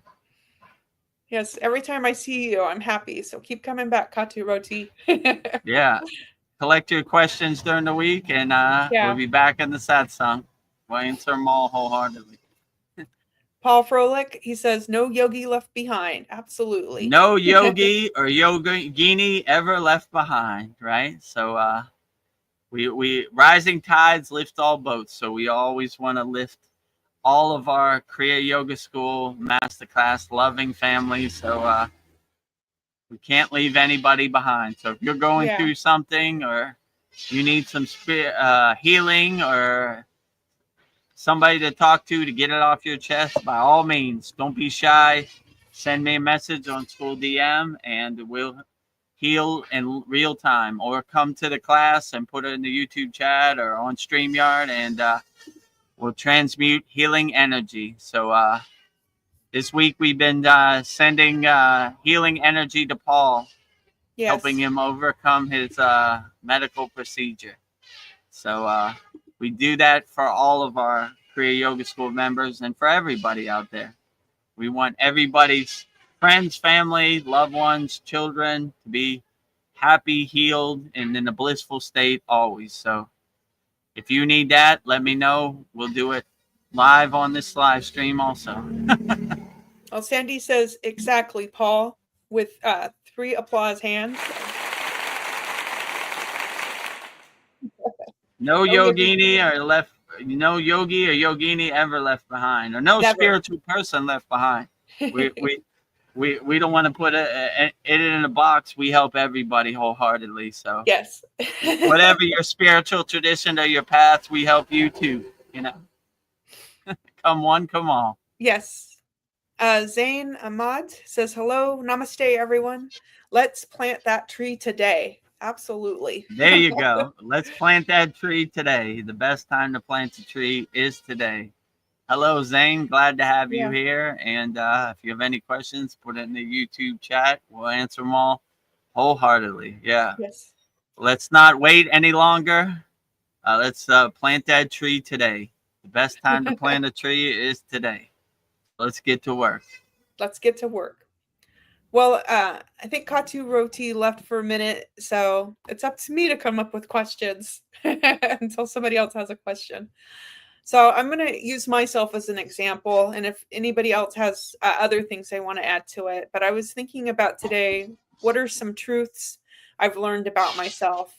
So something I've learned about myself is I like being a student. I love learning. It keeps me young and my mind flexible. I want to be a lifetime student. I'll be 80 years old and I'll still be a student. So I like to have an open mind to everything, to unlearn everything and be flexible. I've learned that my imagination, my creativity is my greatest gift. I've learned that forgiveness is freedom. Judgment and jealousy gets you nowhere. I've learned that be happy for other people's successes. It's a roadmap to what's possible. I've learned that failure is not failure if you learn from it. It's a stepping stone. I've learned that don't take things personally. It's just someone else's opinion. That's all. And all that matters in the end is my own opinion. I've learned I am fully responsible for my life. Don't be a victim. Own it. I've learned that life is unfair if you have expectations. Have no expectations. I've learned to love myself and reflect on all the positives of my life. And I've learned that not everyone will support you, and be careful who you share your energy and dreams with. I've learned that life is always changing. Embrace it. And I've learned, lastly, that true happiness can't be bought. So I hope that inspires you all. So how many of those were there? 14. All right. Let's go through all of them. Okay. Because we did that before. Remember, we did the 12 laws of karma. That was really cool. So yeah, let's do it with these ones too. Okay. My first one was I love being a student. I love learning. It keeps me young and my mind flexible. Yeah. So we're always a house under construction, as my guru always used to say. So we're always a student. There's always some things we can learn on the spiritual path. There's always something you could do. So it's a lifelong journey. There's never an end goal or never a finish line. So you always learn, and you always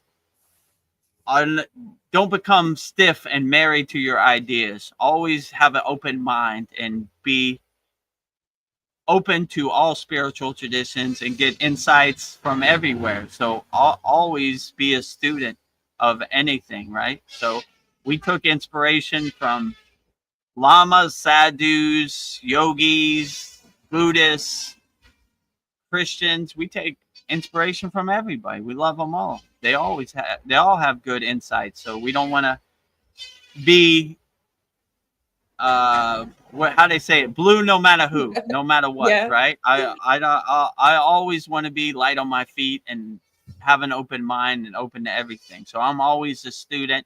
I take inspiration from all spiritual traditions.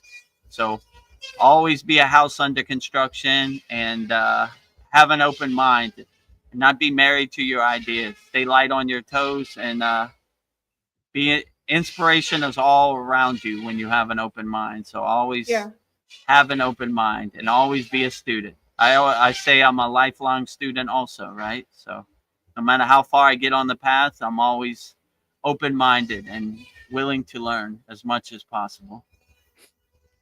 And my second one was I've learned that I have an open mind, but I've learned to unlearn everything too and to be flexible.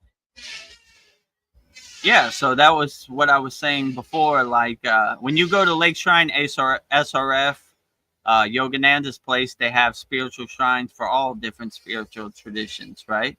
So we're open-minded to everything, We're not rigid and stiff and going down with the ship.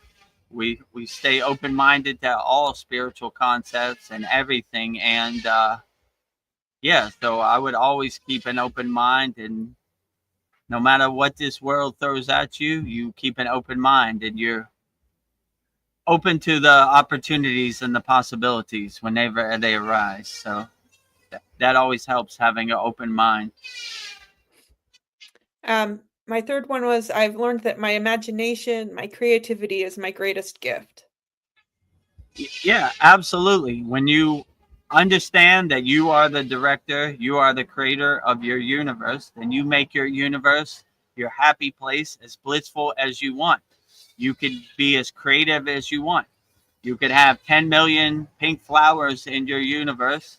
It's your universe. You make it however you want. You Yeah. could have the biggest body of water you want, or the smallest body of water you want. You can have 10 million different birds, all different colors, 10 million trees. You make it however you want. You are the creator. So your creativity is limitless. You can make your universe however you want. So yeah, your creativity is your greatest gift. So give it wholeheartedly, and don't hold back, or don't limit yourself, or create any blockages or walls for yourself. Be the best creator of all time. My fourth one is I've learned that forgiveness is freedom. Yeah, absolutely. When you hold on to judgment or anger or hate for other people, you're poisoning yourself. You're poisoning your own vessel by holding on to those lower emotions. So always forgive. Let it be water under the bridge. Let it be clouds passing in the sky. No matter what people do, I forgive you. You forgive them, for they know not what they do. Isn't that what they say in the Bible? Yeah. Or Yeah. Jesus said that when they put Yeah. him on the cross, right? Like, these people are delusional. They don't even know what they're doing. So we have to forgive them. They're lost in the sauce, Forgive them, for they know what not to do. A great ascended master, they hang him on a cross, These people are delusional, right? We shouldn't take Yeah. We still inspiration for forgave them. them. Forgive them, for they know not what they do, So Yeah. yeah, so always forgive, whatever. They know not what they do, these people out here. They're lost in the Yes. sauce. So always forgive, no matter what. I've learned that judgment and jealousy gets you nowhere. Yeah, absolutely. Judgment and jealousy, yeah, get you nowhere. Why would you try to be jealous of your fellow man or fellow woman? You should uplift them. You should be happy for them, no matter what, right? You shouldn't Yes. compare yourself to nobody. You're unique in yourself, and why would you be jealous of anybody? In yoga, they have a concept called equanimity, right? We don't try to judge anybody. We don't see good or bad. We don't see right or wrong. We stay in a state of equalness, of equanimity, right? So no matter what other yogis do or what they say on the internet, I always try to stay in a state of non-judgment. Okay, whatever. That doesn't resonate with me, but I'm not going to send a comment or tell them how they're wrong. Non-judgment over here. Yeah, non-judgment. Or I try to see the glass half full, right? Like, well, they're helping people on the yoga path. Why not? Not my cup of tea, but it's okay. No judgment Yeah. over here. Keep helping people. It's better than not helping people. So if you're helping people, why not? So non-judgment. And from that, I've learned to be happy for other people's successes. It's a roadmap to what's possible. Yeah, Yeah. absolutely. Rising tide should always lift all boats. You should always be happy for your fellow man and fellow woman, and you should always uplift them. I'm happy for your success. Your success is my success collectively. I want people to succeed. It feels good for them and good for me. I could see the possibilities. I want everybody to succeed. I want everybody to deliver Baba G's mail. I don't want to say these are my toys, no one can play with it. Everybody be great, you know? I want Yes. everybody to win, you know? Everybody win, you know? Yeah, we're all winners. We're all winners, right? What Tony say? Every winner was a beginner, right? We all Yes. start from somewhere, and once you see it's possible, then the possibilities are unlimited. So let everybody be a winner. You know, I want everybody to win. And then from that, failure is not failure if you learn from it. It's a stepping stone. Yeah, absolutely. My guru always said every day is a test as a yogi, right? So when you see the test coming, then it gives you the opportunity to overcome it. And even if you fall on the path or you fail, it's still a life lesson that you could learn from. And next time that thing comes up, you say, oh, yeah, Yeah. I didn't go about it the right way. I failed last time, but every failure is the opportunity to become a successful. So look at all your failures as an opportunity to become successful. And every day is a test as a yogi. So, or yogini. So always embrace the opportunity. Like, okay, good. Now I Okay. got an opportunity to overcome my failure and be successful. So let's do it the right way. Let's wipe the slate clean. You know, it's water under the bridge, my failures, and let's be successful and climb this mountain. Last time I failed to climb this mountain, but this time, today is the day, right? I'm going Yes. up. Going up. And I've learned that don't take things personally. It's just someone Yeah. else's opinion. All that matters in the end is my own opinion of myself. Yeah, don't take anything personally. Whatever anybody says about you, don't make their projections become your projections. Always have your shield up. And when you love yourself and you know thyself and you're self-realized, then no one can tell you who you're not. You laugh at them, right?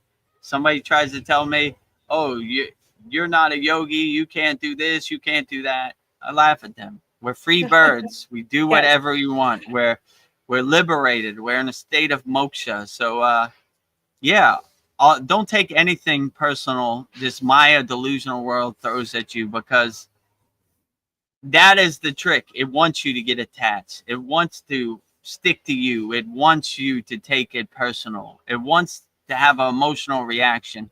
But if you have no emotional reaction, then it has no effect. It dissipates. So, yeah, don't take anything personal. Laugh at this Maya delusional world Ha like ha the ha ha. joke it is. Ha ha ha ha ha. Yeah, goodbye. Yeah, sure.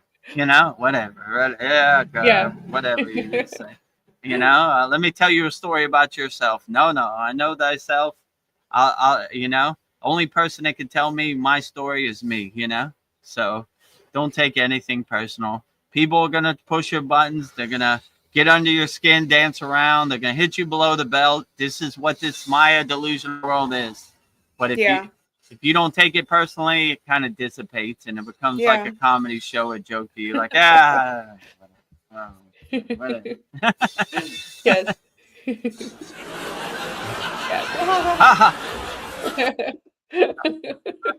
In the world. Let me tell you Yeah. a story about reality. All this is Maya. None of it's my reality in my universe. Goodbye. Swaha. Goodbye. The next thing I've learned in life is I am fully responsible for my life. Don't be a victim. Own it. Yeah. Yeah. I make a practice of looking at myself in the mirror at the end of the day and self-observing myself. I take responsibility for everything I did today.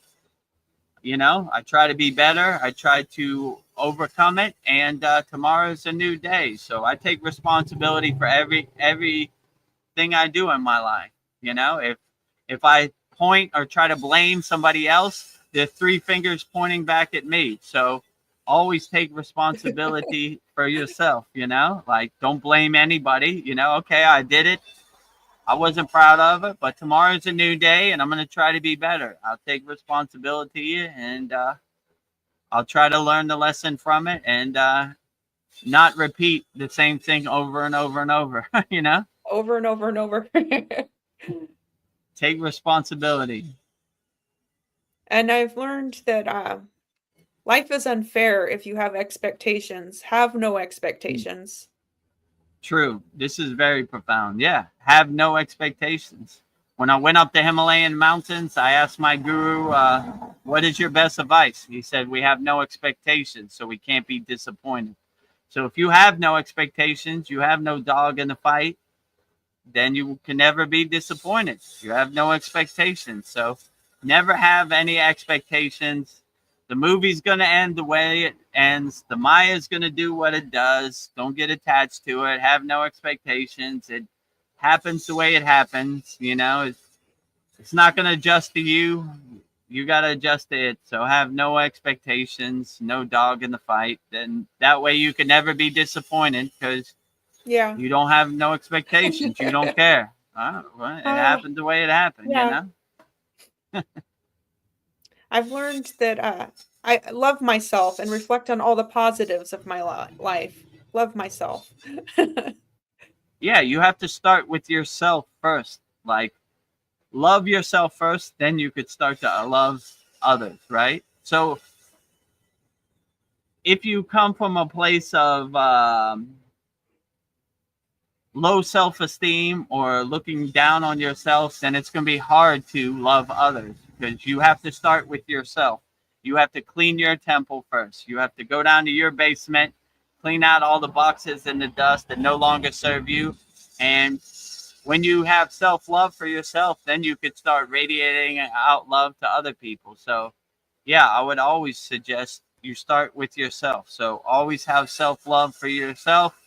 Always talk highly to the water in your body so it makes beautiful shapes, not ugly shapes, you know, because your water and your body is listening. So always have self-love for yourself and love yourself as much as yourself as you can and be happy with who you are inside you as you. And yeah, I don't see how you could go wrong. Love yourself first. Yes. I know this one's a big one I've learned. Not everyone will support you. Be careful who you share your dreams with. Yeah, true. Not everyone will support you, but when you have self-love and you're self-realized and you're radiating your inner divinity, you don't really need other people to come save you. You save yourself. You do your own inner work. So if they want to add to your journey and become a plus, good. If they want to drag you down into the pit of despair, we don't need it. So yeah, not everyone's going to understand your vision, but my guru used to say, it doesn't matter what other people think of your spiritual practice. It's between you and God. So long as you align yourself with God and you are comfortable with who you are inside yourself, it doesn't matter what other people think. You know, they're going to try to throw you off the path. They're going to try to push your buttons. They're going to try to hit you below the belt. But when you're aware of the pieces on the chessboard, you see the game. And you're like, that's what they do. Yeah, that's what they do. Unaffected. I got my shield up. I got my Yeah. Cavachum shield up, you know, and let it hit, you know. Dissolving on impact, the meteors, right?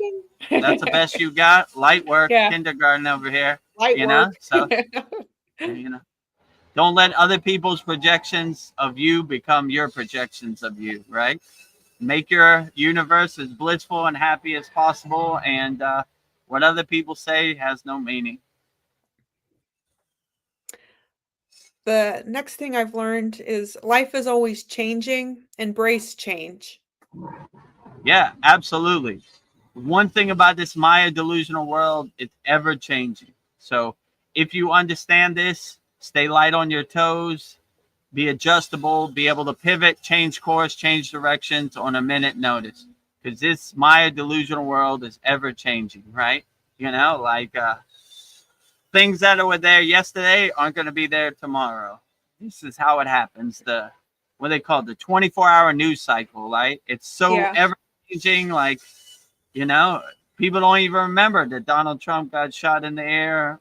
I guess, you know what I'm saying? Like, Yeah. it's so ever changing. Yeah. That would have been news forever. But the 24-hour news cycle is constantly bombarding your mind, right? So you have to understand it and see everything is changing, and that's how it happens. It's changing. So I can't attach to anything.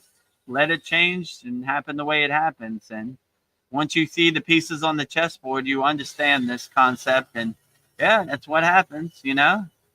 Yesterday it was this, tomorrow it's going to be that, and it's ever changing, ever changing. I'm just becoming the detached witness and watching the pictures go by on the screen, a movie screen of the Maya delusional world, and clouds passing in the sky, water under the bridge. Yeah. It's ever changing. I'm not going to try Yes. to change the ending of the movie. I'll let it happen the way it happens and let it change the way it changes. And lastly, I've learned that true happiness can't be bought. True happiness can't be bought. Absolutely. Happiness is inside you, not outside you. Happiness is internal, not external. So if you're trying to buy happiness, you're wasting your time and your money because it can't be bought. True, lasting happiness, permanent happiness is maintained inside you as you. So when you realize people who are trying to sell you happiness don't have happiness, then you see that they're just selling you snake oil. Buy this, it'll make you happy. Buy that, it'll make you happy. Do this, it'll make you happy. Do that, it'll make you happy. But if you realize happiness is internal, not external, they're selling you something that they don't have. So happiness can't be bought.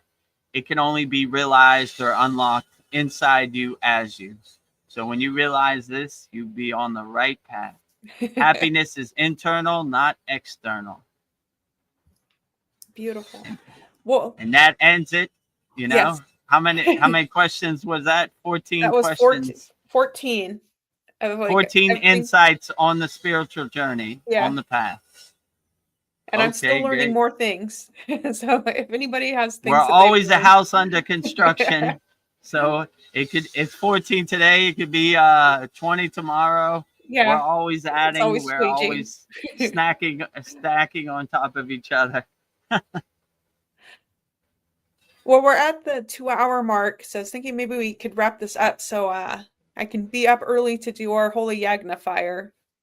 And do you want to talk about the Holy Yagna fire? I could share a video. Yeah, let's talk about the Holy Yagna fire. So, and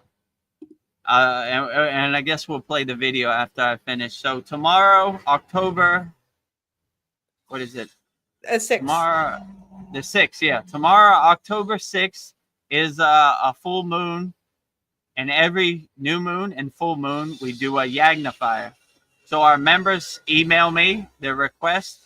And any of our Kriya Yoga School Masterclass members that are watching this, if you want to change your request, email me your change. If you don't email me your change, I'll just burn up your old request.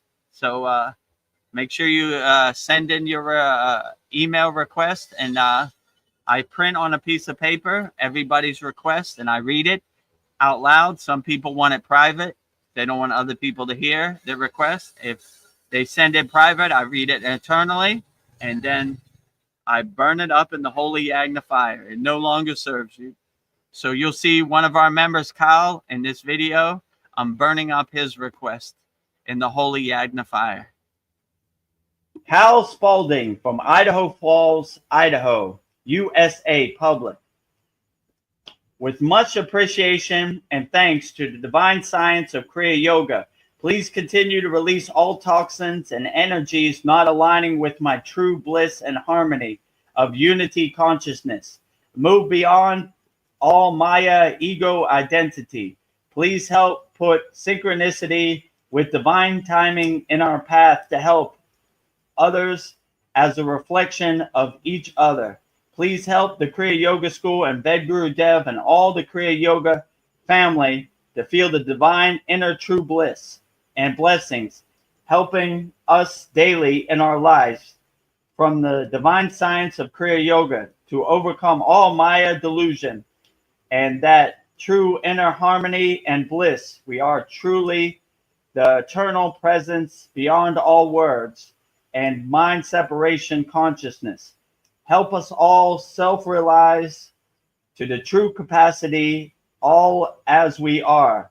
This inseparable true union, we are overcoming the individualized to seeing the true entire wholeness as the entire ocean in a drop with no real isolated separate waves divided against the wholeness. It is truly pure bliss and silence. So be it, it is done. So be it, it is done. So be it, it is done. Om Kriya Babaji Namo. Om Shanti Shanti Shanti. Om Namaskar. Peace and blessings to the eternal truth and bliss that Kriya Yoga unfolds in our divine inner light. We truly can manifest within. Thank you for all the gifts of Kriya Yoga. Thank you for Babaji guiding the way and Vedagurudev for delivering the mail beyond the call of duty. May we all be blessed with that inner true lasting light, lit to shine and help us as one. Much gratitude to all as the divine in the divine, as that inseparable greater wholeness we truly are. Jai Babaji. Burning all Cal Spalding's problems in the holy Yagna fire. Jyoti, Jyoti, Jyoti Soyam, Jyoti, Jyoti, Jyoti Param. Swaha. So there you have it. Burning up Cal's problems and money back guarantee. So if you join the Kriya Yoga School, money back guarantee. Watch all your problems, all your health problems, all your financial problems, all your family problems, all your emotional problems, all your vasanas, all your samskaras, all your ego, all your karma, all your maya, all your fears. Watch it all go up in smoke. It no longer serves you, right? Swaha. Goodbye. Swaha. See you later, right? Up in smoke. Well, I think my last question to end this, I was just thinking today about what friendship is, like unconditional friendship. And I was thinking, what are the qualities of true friendship? And can that be a form of unconditional love? When you have unconditional support, unwavering loyalty, mutual support, honesty, and genuine acceptance of each other, flaws and authentic selves. And then I was thinking about the friendship of a guru with a student and disciple. And I was thinking that's a form of unconditional love. So when you only want the best for somebody, I was thinking that's true, unconditional love and friendship. Yeah, I only want the best for all of our Kriya Yoga School members. Rising tides lift all boats. So a true guru guides and wants the best for his students and wants them to be the best they could be. I always want our students to deliver Babaji's mail. I don't want to be the only one.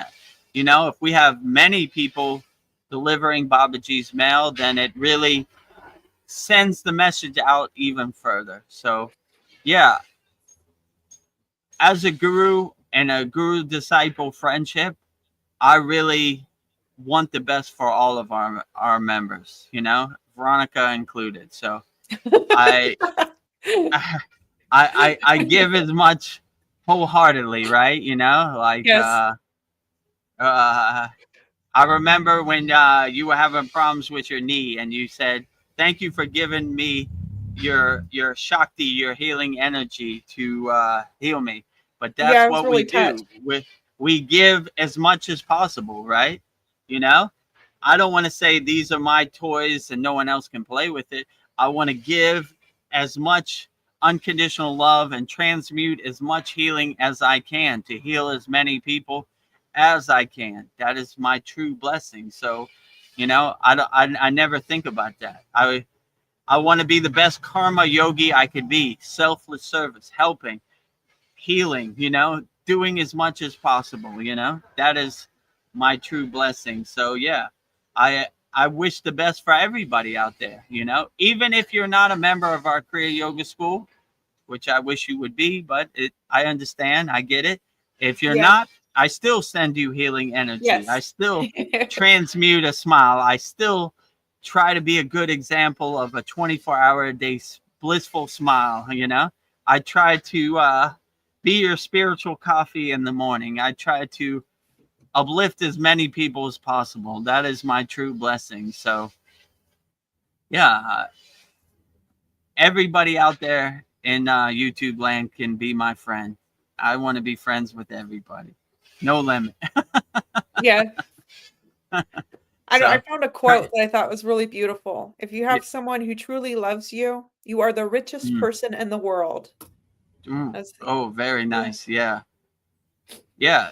If you radiate unconditional love and you have somebody like that in your corner, then you are truly the richest person in the world. And Yeah. if you don't, just Love join our yourself. live stream twice a week. I'll try to be Yeah. that person, that guiding light, that North Star for you, you Yeah. know, to radiate and become a nuclear power plant of unconditional love, you know, as much as possible with no expectations, no wants of rewards or results, just unconditional divine love. Well, Sandy says, thank you again. Truly grateful. Oh, truly grateful Grateful for to you you too. as always, Sandy. You know, always great to have your energy and your light here in our Vedagurudev Soul Talks live from a Thailand beach with me and Veronica. And Sandy sends us postscript and clapping. So I'm going to give you what you want.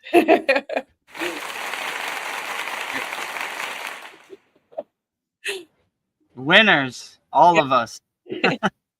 Just by being here, you're winning. Yeah.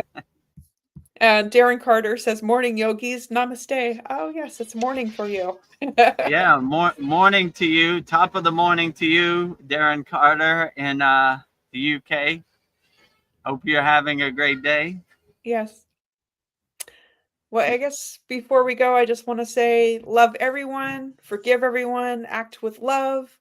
That is the answer. That's what I've learned tonight. Yeah. Well, you can never go wrong loving people unconditionally. So love everybody as much as possible, wholeheartedly.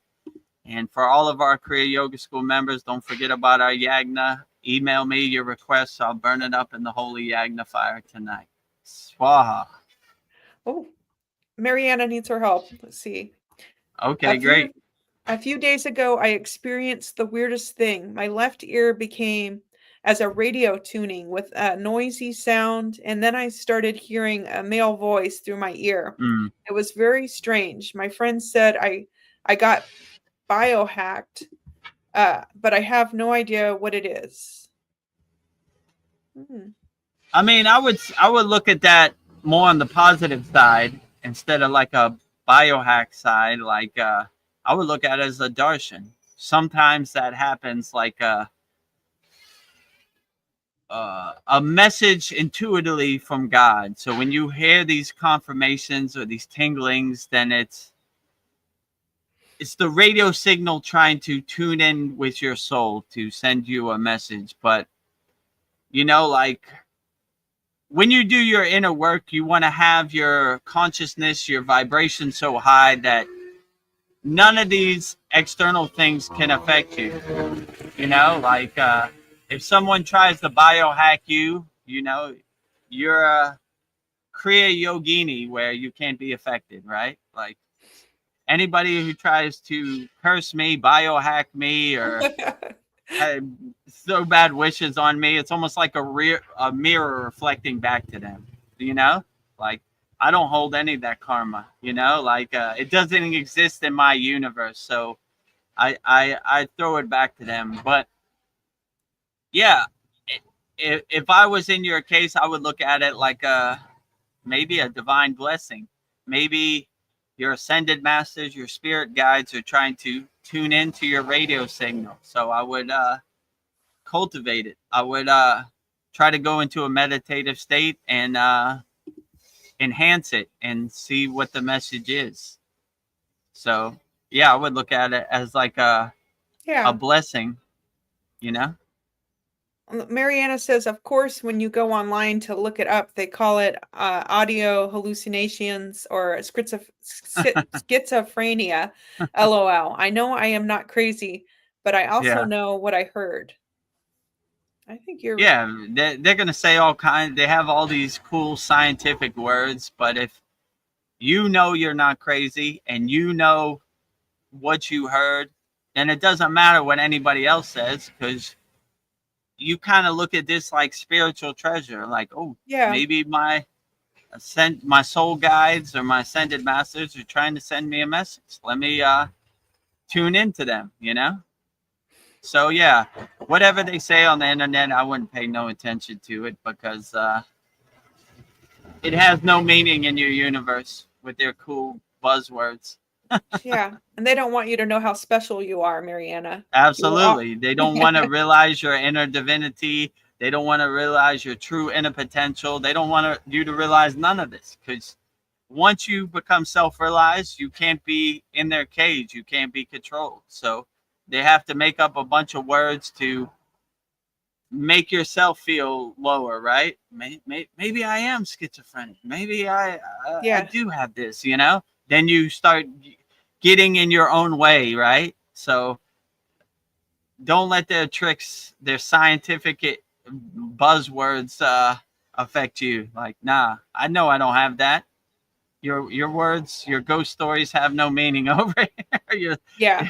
Your science is not my science, right? Just because you wear a white coat has no meaning. You don't know how I feel inside me as me. So yeah, I wouldn't pay no attention to it. You know, if you know who you are, no one can tell you who you're not. So, oh, I know what's wrong with you. You're schizophrenic. Nope, I'm not. You know. Oh. So go.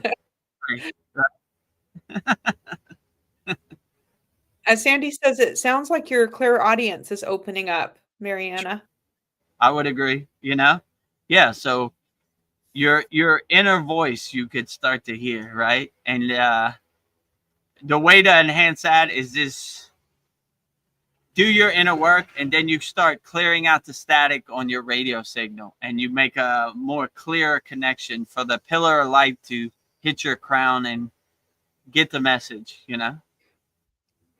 And Sandy also adds, I have heard radio type sounds, frequencies, the other side come through that way also. Yeah, true. I would agree too.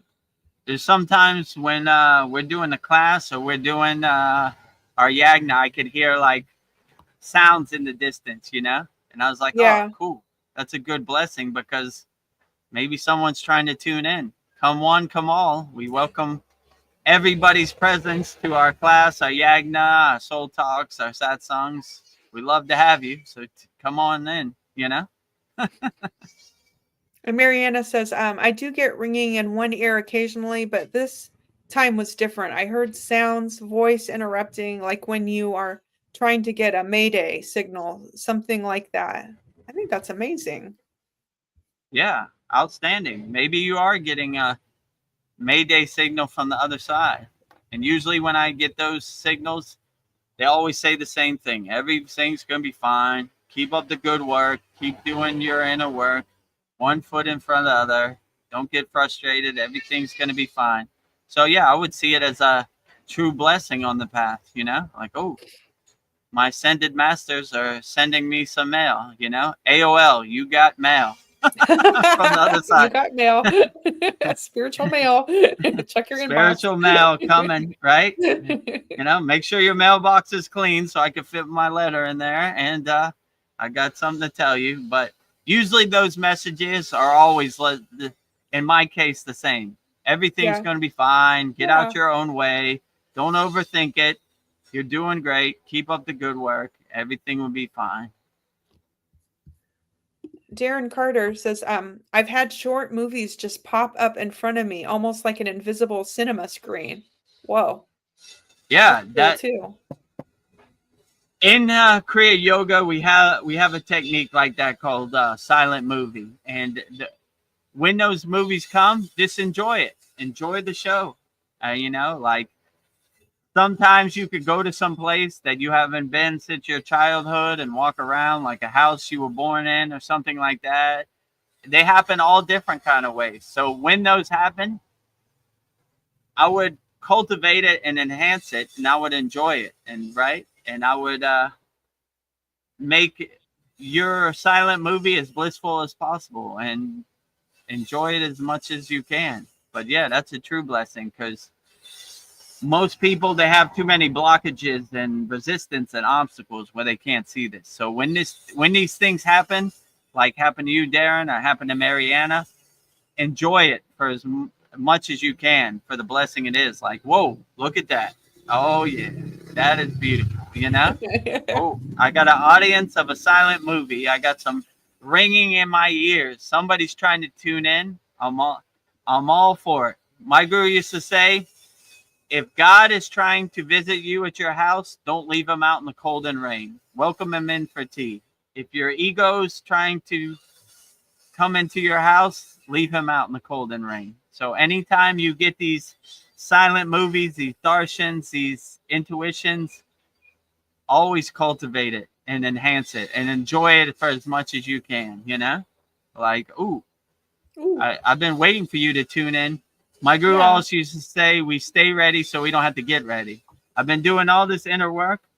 Now the day has come. You have arrived. I'm ready for you. Tell me a story. What is the message? I'm open to it. I'm ready for it. Yeah, I think when your spiritual gifts start popping up, that's a good confirmation. You're on the right path. So I think Yeah, that's absolutely. a good thing. And we all have spiritual gifts. So I don't want anybody to feel like they don't have any gifts. The only difference between yogis who have gifts and people who think they don't have gifts is they just clear the path. They clear out all the junk so they can cultivate it and lean into their spiritual gift. But everybody has it. All you got to do is realize it inside you as you unlock it. That's basically what these kriyas do in Kriya yoga. Just realize your inner potential. But we all have the gifts, you know? No one's excluded. Just some people have more boxes in front of their gift than other people, right? So we use these techniques to clear out the boxes, right? Throw away the trash that is blocking your doorway to God, right? Once your doorway is clear to God, you'd be surprised. The pillar of light descends on your crown chakra and the possibilities are limitless. Yeah, boxes. Like when I was a little girl, I swore I could communicate with my 3 German Shepherd dogs and I'd have conversations with them. But I'm thinking that was real because I'm starting to hear my cats talk to me. So I think like things like you have gifts when you were a child, but life messes you up and they go dormant. So maybe things are like awakening as you get older. So yeah. Yeah, I said in one of the Babaji quotes, throw away those pesky boxes blocking your doorway to God. Those pesky boxes blocking your inner potential. Let your soul shine, you know, bring your soul to the forefront, bring everything to the background, you know. Let your soul be your North Star and guide you, and you'd be surprised, you know. Yeah, kick them to the curb. You don't need those boxes. No boxes, right? They no longer serve you. No more rocks in your backpack. No more boxes. None of that. Throw it all out. Travel light, my friends. Yes. No baggage on the divine flight. Yeah. Mariana says, wow, that's amazing, Sandy. Thank you for sharing. Yes, thank you for sharing, Sandy. Yeah, absolutely. We take inspiration and insights from everybody. Wow. Mariana says, I had an out-of-body experience this morning in a lucid dream. I was touching my face and my soul was physical, yet I was going through the objects. Whoa. Yeah, nice. Whoa.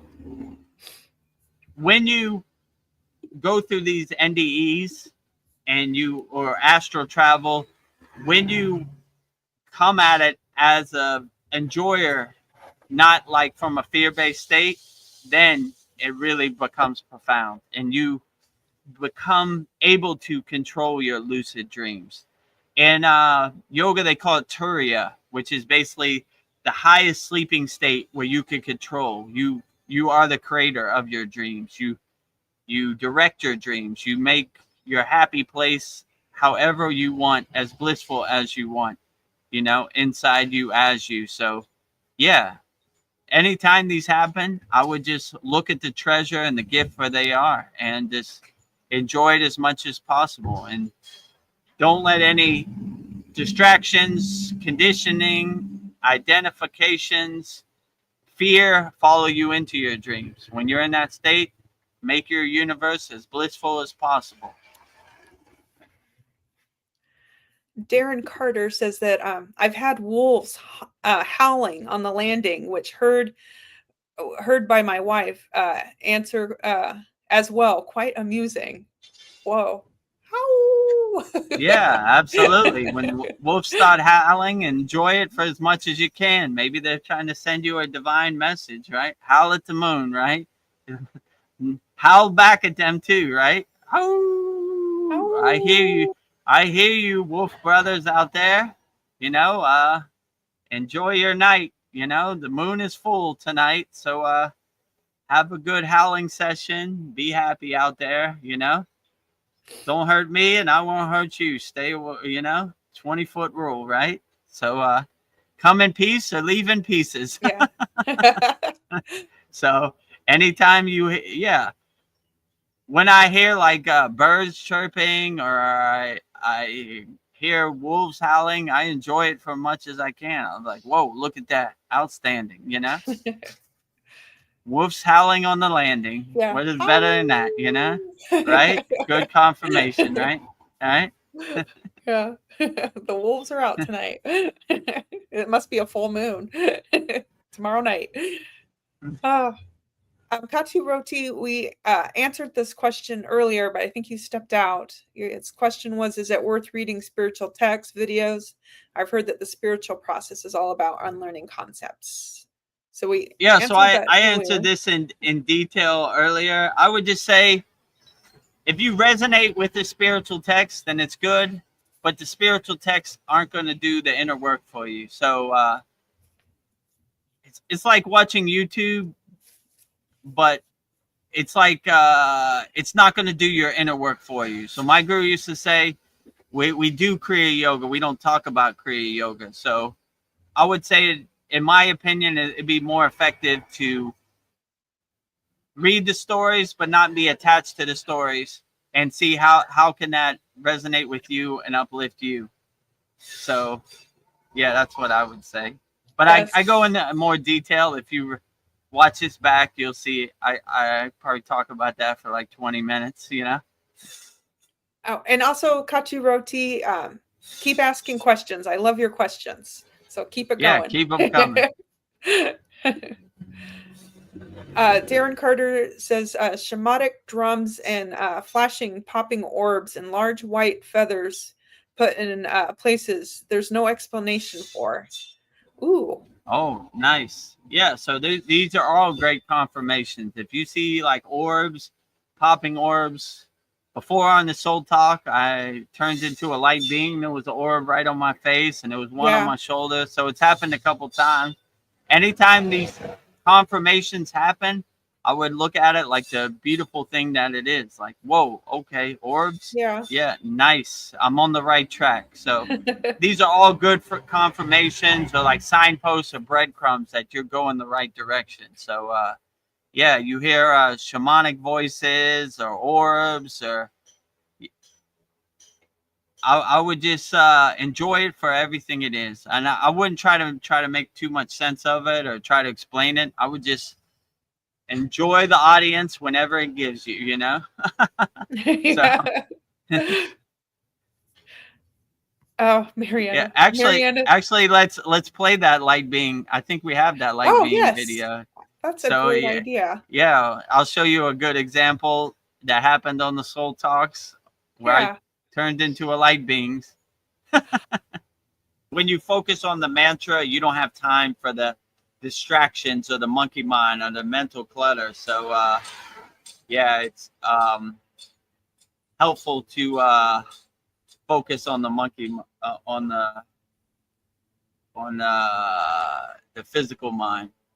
Do I have a big light on me? Yeah, there's like a glow, like a white orb on your face.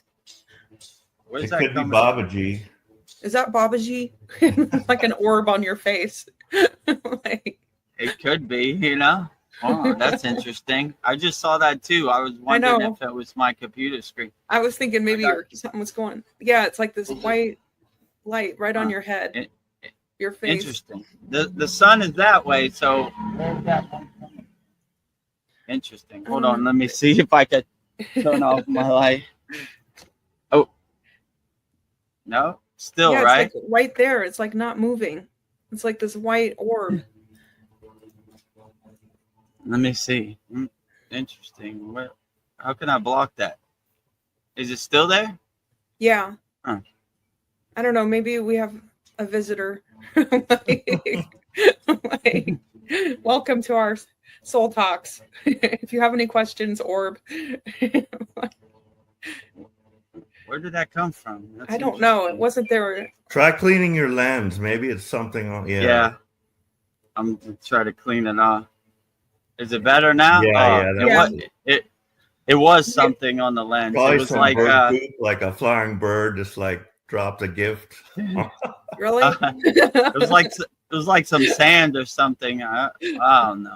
Who knows how this crazy stuff works? Yeah. I was like, look, I'm ascending. I'm turning into a light beam in real time. Yeah. Somebody please record this so they can We've show got other people. Evidence. We have evidence of Maha Samadhi. Vedagurudev is turning into a light beam in real time. My time is up. See you later. Goodbye, cruel Maya delusional world.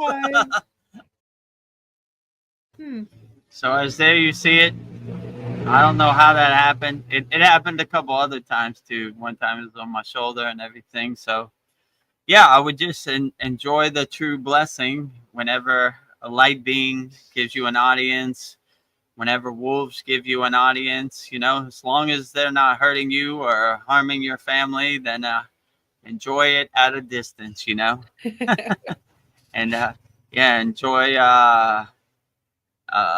inner voices, or light orbs, once you're aware to the infinite possibilities, then you tend to get these confirmations when most people take it for granted. My guru used to say they're walking around on earth sleepwalking with their eyes open, so now that you're on the spiritual path, you're more aware of these concepts, and you're more open to giving a audience to light beings, so they're more readily available and open to give you an audience. I know, this is interesting. Darren Carter says that this stuff usually happens when I'm at a low point. Oh, that's interesting. Oh, so they're probably trying to tell you that everything's going to be all right. No matter how bad it looks in the present moment, everything's going to be fine, That's what I would say for sure. Mariana says it looks like Threshold Moment left in pieces last Wednesday. Yep.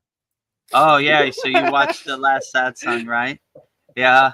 Well, come in peace or leave in pieces. And he chose to leave in pieces. So I gave the disclaimer, the warning before, but some people like to go the hard way. Yeah. So Veronica's quick on the trigger. We'll have none of that here. Peace, uplifting energy, and no lower frequency, no I don't know, ghost stories or whatever. Like, who cares, Well, if anybody's seen the last Superman movie where they're in a pocket universe, it just reminded me of the monkeys typing like Vedagurudev is stupid. Vedagurudev just cares about Kamala Harris. I don't know. It was just like crazy comments. I don't know. He was just so in the last Superman, he's in jail in a pocket universe, and he sees they have thousands of monkey, and they're basically trolls on the internet, and they're like, Superman is stupid. Superman wants to kill us. Hashtag Superman go away, or, like all this stuff, right? And it reminded me of the social media slot machine that the internet is, right? So when come in peace or leave in pieces, that's the best way to put it. So he chose to leave in pieces. Goodbye. We're a loving soul family, soul community here at the Kriya Yoga School. So I mean, we don't want your ghost story to become our ghost story, and you're talking about something that's way water under the bridge. Yeah. almost a year ago. So water under the Yeah. bridge, not in my universe. Not It in my doesn't universe. exist, right? Yeah, this Who? is our who? You're still talking about Kamala Harris in Yeah. 2025? Who? Right? Yeah. I'm Who? not even talking about the active president, not let alone somebody's water under the bridge, you know? Yeah. So, I don't know. I feel whatever. like I this is mean, our pocket universe. I'm like, this is our sacred meditation garden, our sacred yeah. sanctuary, our walled garden. So, Yeah. we don't want no lower frequencies, following us into our happy blissful place, Yeah. our happy universe. So I don't know. He's like you just wanted to feed off your energy, and then I had people that had real questions. So you got to go, threshold moment. you got to go. Got to I go. give you full control, Veronica. You don't even have to Yeah. tell me about it. Throw my mindset off. Oh, yeah. All right, come in peace or leave in Yeah, pieces, he's right? yes. Oh, Katu Roti wants to know what is the science and reasoning behind our abundance? Ooh. Yeah, so our science and reasoning behind our abundance, we always come from a place of abundance, not from lack. So if you're trying to manifest stuff, it'd be hard to manifest it from a place of lack. So always harmonize and crystallize your frequency, your energy with whatever you're trying to manifest, and it'll become more a reality if you do that. So I would always say, always come from a place of abundance. I have everything I need. I'm satisfied. I'm content. I'm grateful, and show gratitude for everything I have. And you'll more harmonize your frequency with what you're trying to get, because you're coming from a place of abundance, not from a place of lack. So I would always say, raise your energy to meet what you're trying to manifest on the same frequency, and tune into that radio signal, and you'll have better results. But sometimes it's a divine timing thing too. So if it doesn't happen today or tomorrow, keep doing it till it aligns, right? Until the stars align in the universe. So even in our yagna, we burn up all our members' requests till it's gone. It might take a month, it might take 6 months, but we're gonna keep doing it till it's gone. Keep coming. So same thing with whatever you're trying to manifest. Things that you can control are easier to manifest than things that are outside your control, I would say. But the best practice would be to see it as it already has happened, right? Like, I have everything I need in the present moment, and it makes it more easier to harmonize and crystallize your circumstances if you do it like that, in my opinion. Let's see. Darren Carter says, Kyle, a bit quiet. I think Kyle's just watching in the background. Yeah, I think Kyle has to work today. So as you know, on our class, Kyle has numerous comments. So Yeah. we very rarely have a comment from Kyle on the Soul Talks or Satsangs, because I think he's at work. But he always sends me a message, I'm listening at work. So Yeah. Kyle, if you're listening yet, we appreciate you always. We all appreciate you. all your community posts, all your comments on all our Yeah. classes, always outstanding. Yeah. Love Keep you, up Kyle. the good work. Love you, Kyle. Katu Roti says, I heard a good way to manifest gratitude is to ask yourself, isn't it wonderful? You can ask this for many things in life. Isn't this wonderful? Oh, that's Yeah, a so good you're thing. basically acting as if it's already happened. So yeah, isn't it wonderful? Yeah, when you have gratitude and you're grateful for what you have, not what you don't have, it makes it more attainable in the universe. The universe kind of fills in the steps, you know, or fills in the blanks for your thing, what you're trying to manifest to really happen in the physical time. So yeah, I would do all of these techniques and see which one really works, and whichever one works the best for you, I would lean into it the most. So yeah, you can never go wrong with gratitude, being grateful, being happy for what you got, not what you don't got, you know, satisfied and content. These all align yourself with whatever you're trying to manifest in the present moment. So always come from a place of abundance, never from a place of lack. And that will serve you well on your manifestation journey. My wife had a near-death experience when she was 7. She knew what was going to happen in the future.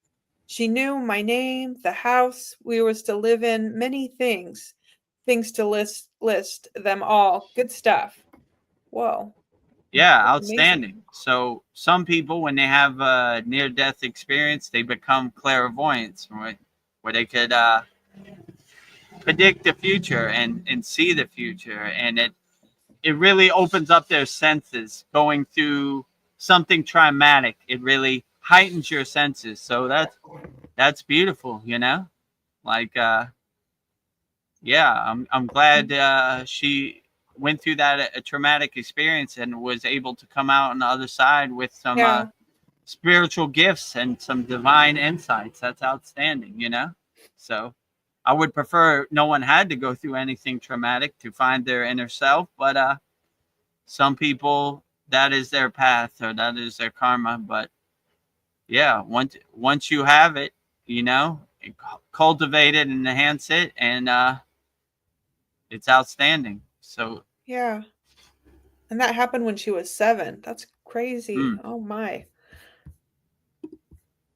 Oh, Darren Carter says, I've stopped telling people about my mystical experiences as I think I'm on strong medication. Not here. We understand. Yeah, not here. We understand we're like-minded yogis and yoginis, you know? Yeah, but telling people who are attached to the Maya delusional world, NPCs, or whatever you want to call them, it's almost like kicking the wall. It's like waste of your time. In yoga, we say we talk to people that can hear what we're saying. So we always try to talk to like-minded people who understand, who have shared similar experiences. Talking to the guy at 7-Eleven or whatever, it just goes over their head. It's like kicking the wall, you know. Like, you're crazy.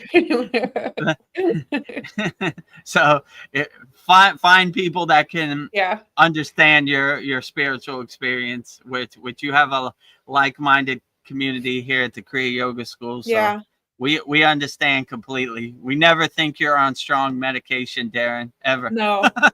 We understand. You're probably the most sane person here. Right, exactly, right. So strong medication would never be in our conversation at our Kriya Yoga School.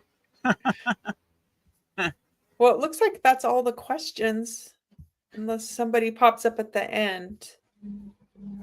So, oh, Darren Carter, you were so funny. He says, glad. I'm in. Glad. Darren Carter is a member of our Kriya Yoga Masterclass. Veronica, Mariana, Paul. So if you want to be in and join our loving Kriya Yoga School family, go to kriyayogamasterclass.com. Mariana says, yes, I totally relate and understand. No judgment here. Yes, so no judgment zone. No judgment ever, right? Oh, this is the second part of Darren Carter's.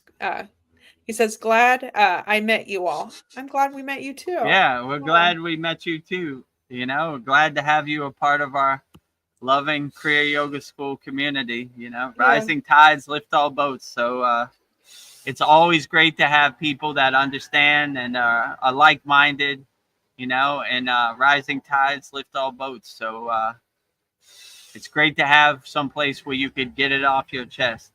You know, even me, I can't talk to my mother about Babaji and the Himalayan mountains. She's like Vedgurudev's on strong Yeah, medication, she's like, who? but what, so Oh, but it's good to have like-minded people where you can get it off your chest. yeah. And like I said, and if you saw our 83rd class or 82nd class, when Tony's on a roll, I let him get to work. Yeah. He has great insights and profound things to say. So anytime you have anything profound to say, join our class and don't be shy. Get it off your chest. No time constraint.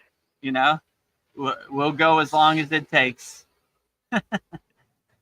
Kachi Roti says, thank you again. Great insights. And we'll watch this live stream again for Consolidate. Yes. Watch Yeah, it again you're and welcome again. anytime. Katu Roti, thank you for your great questions, for me to contemplate and giving me the opportunity to answer your questions wholeheartedly. Katu Roti says, as the legend Vedagurudev says, keep up the good work. Exclamation point and 3 fireballs. Ah. As a legend, I don't know. I'm a legend. I'm just like you, or I don't want to be put on a podium. We're all walking this spiritual journey together, holding hands. So, but I guess I'll take it. Legend Vedagurudev has a nice ring to it. My ego my ego approves, right? Yeah, you are a legend, Vedagurudev. You tell him, what? No, get out of here.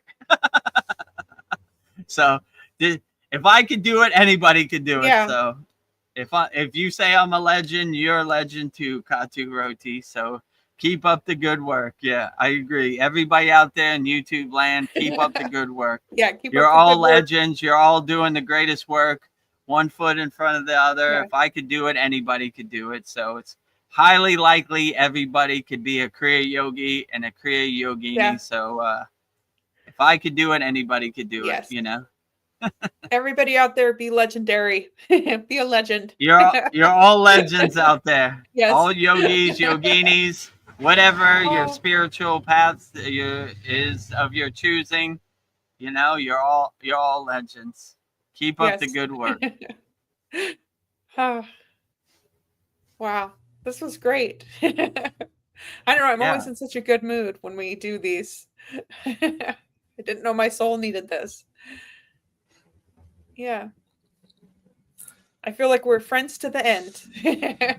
I'll keep the end. Yes. Yes. You have my heart that keeps beating. So I'll keep you in my heart chakra. So thank you guys. Thank you everybody who came. Well, we were going to be on here for 2 hours, but we're almost close to 3 hours now. I know. So I felt like we had. I felt like there was more work to do, so I was like, well, we'll just keep going. Once a stream of consciousness hits, then we gotta keep it going, right? Yeah. No yogi or yogini left behind, like Paul says. So I guess we'll wrap it up. So thank you for joining our October 5th Vedagurudev Soul Talks live from a Thailand beach. Make sure you subscribe to our YouTube channel. We have over 1,100 people subscribed, and watch as many YouTube videos as you can so we could get monetized and get our numbers up. We're getting very close. We just need 800 more watch hours, and we'll be over the 3,000 mark. So we're getting closer every day. So support our Kriya Yoga family and get us over the mark so we can have that cool super chat or buy a coffee or on our live stream, however it works.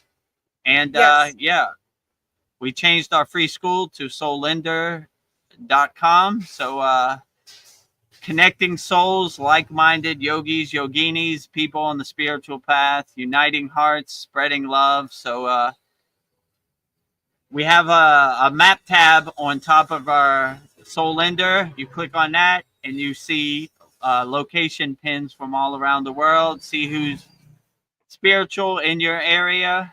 It doesn't have to be romantic, but it could be, or it could just be connecting with people to practice like-minded yogis or yoginis. we have almost 800 people worldwide, all around the world. So hopefully there's somebody in your area that can you can connect with. And if you're ready to master the supreme science of Kriya Yoga with me, Veronica, Paul, Mariana, Darren, all of our Kriya Yoga School members, go to kriyayogamasterclass.com, and over hundreds of classes every Saturday at 11 a.m. Now it's almost a 3-hour class. So you could come on screen, share your insights, ask questions, whatever you want, and if you're going through something and you're one of our members like Mariana and you want to get on a private call with me, it won't be recorded. It's just between me and you. Let me know when you're available, and we'll try to overcome whatever you're going through in the present moment together. So let's do it together. So Yes. I just have a couple goodbyes before we go. Okay, yeah, go ahead.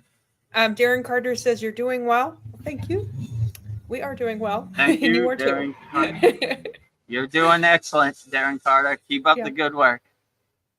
Mariana says, thank you, Veronica and Vedagurudev, for your support and kind words. I really appreciate it. Aww. No problem. We're here anytime. Rising tides lift all boats. No yogi or yogini ever left behind. We're here if you need us. So if you need more private individualized attention, let me know. I'll go on a private call with you and we'll overcome this together,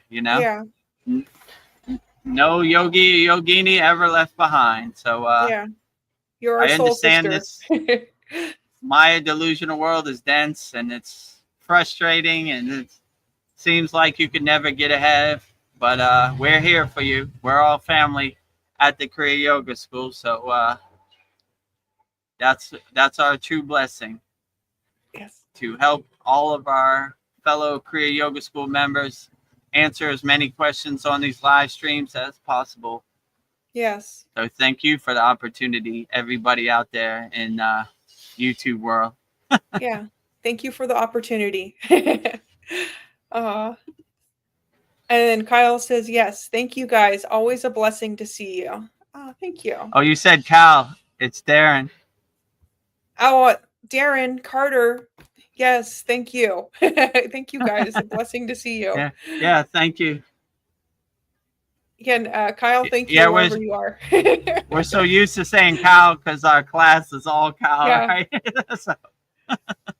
Good catch. Thank you. Oh, it's okay, Please forgive me, Darren Carter. I hope I tickled that happens you. in our class sometimes. I'm so used to saying Cal, and that I say Cal instead of Paul, I get those. It's all right. I'm human. It happens to the best. This is not. There's no script. We're not professional. Sometimes it doesn't come out the way it should come out, but we're doing our best. Yes. So I guess let's wrap up our what is it? October 5th, Vedagurudev Soul Talks live from the Thailand beach with me and Veronica. Make sure you subscribe to our YouTube channel at Vedagurudev. If you want to make soul connections, go to soulender.com. If you want to master the supreme science of Kriya Yoga, go to kriyayogamasterclass.com. And with that said, we'll wrap up our October 5th Vedagurudev Soul Talks live from a Thailand beach. So if you're going through something and you need help from Babaji, I will give you Mantra Diksha, Babaji's direct phone number, to help you overcome whatever you're going through in the present moment. And his mantra is Om Kriya Babaji Nama Om. And Veronica will say it so beautifully right now. Om Kriya Babaji Nama Om.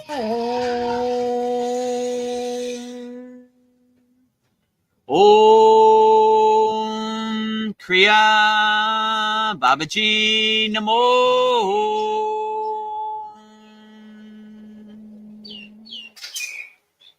And lastly, we will sing the universal peace mantra, the Shanti mantra, sending peace and love to all people all around the world. And Veronica will say it so beautifully right now. Om Shanti, Shanti, Shanti. Shalom. Sat Nam Sadhu Tao Em. Spirit Swami Kami Amen Amen. Umen Selah Hom. Om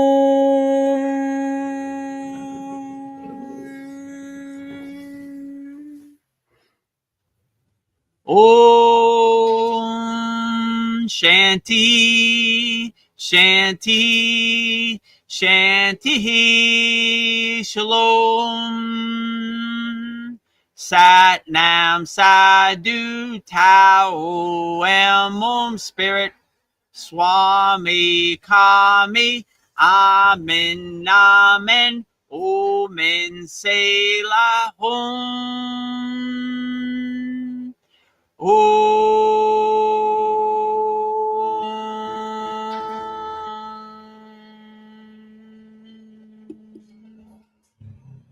Namaste, I'm Vedagurudev, and today I'm going to share a proven spiritual system that's already helped thousands experience deep transformation. When you join the Kriya Yoga School Masterclass, here's exactly what you'll get. Weekly deep dive classes, Saturday at 11 a.m. Eastern Standard Time. Bi-monthly Holy Fire Yagna ceremonies to clear energetic blocks. Weekly satsangs and Q&A, Wednesdays at 9 p.m. Eastern Standard Time. Instant access to over 200 plus on-demand classes on asanas, pranayama, mantra japa, and meditation. Direct VIP access to me for daily mentorship and support. This is not just information, it's direct transmission, guidance, and transformation. Thousands have already said yes to the Kriya Yoga path. And if you're here now, something inside you is ready to. Click the Join Now button below, choose your membership, and begin your journey to inner freedom today. See you inside the Kriya Yoga School Masterclass.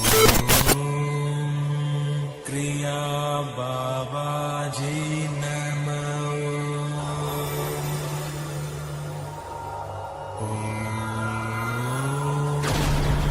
Kriya Babaji Namo.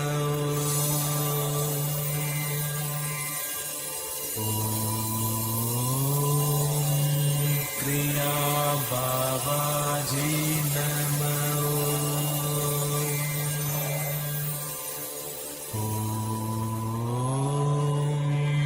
Kriya Babaji Namo.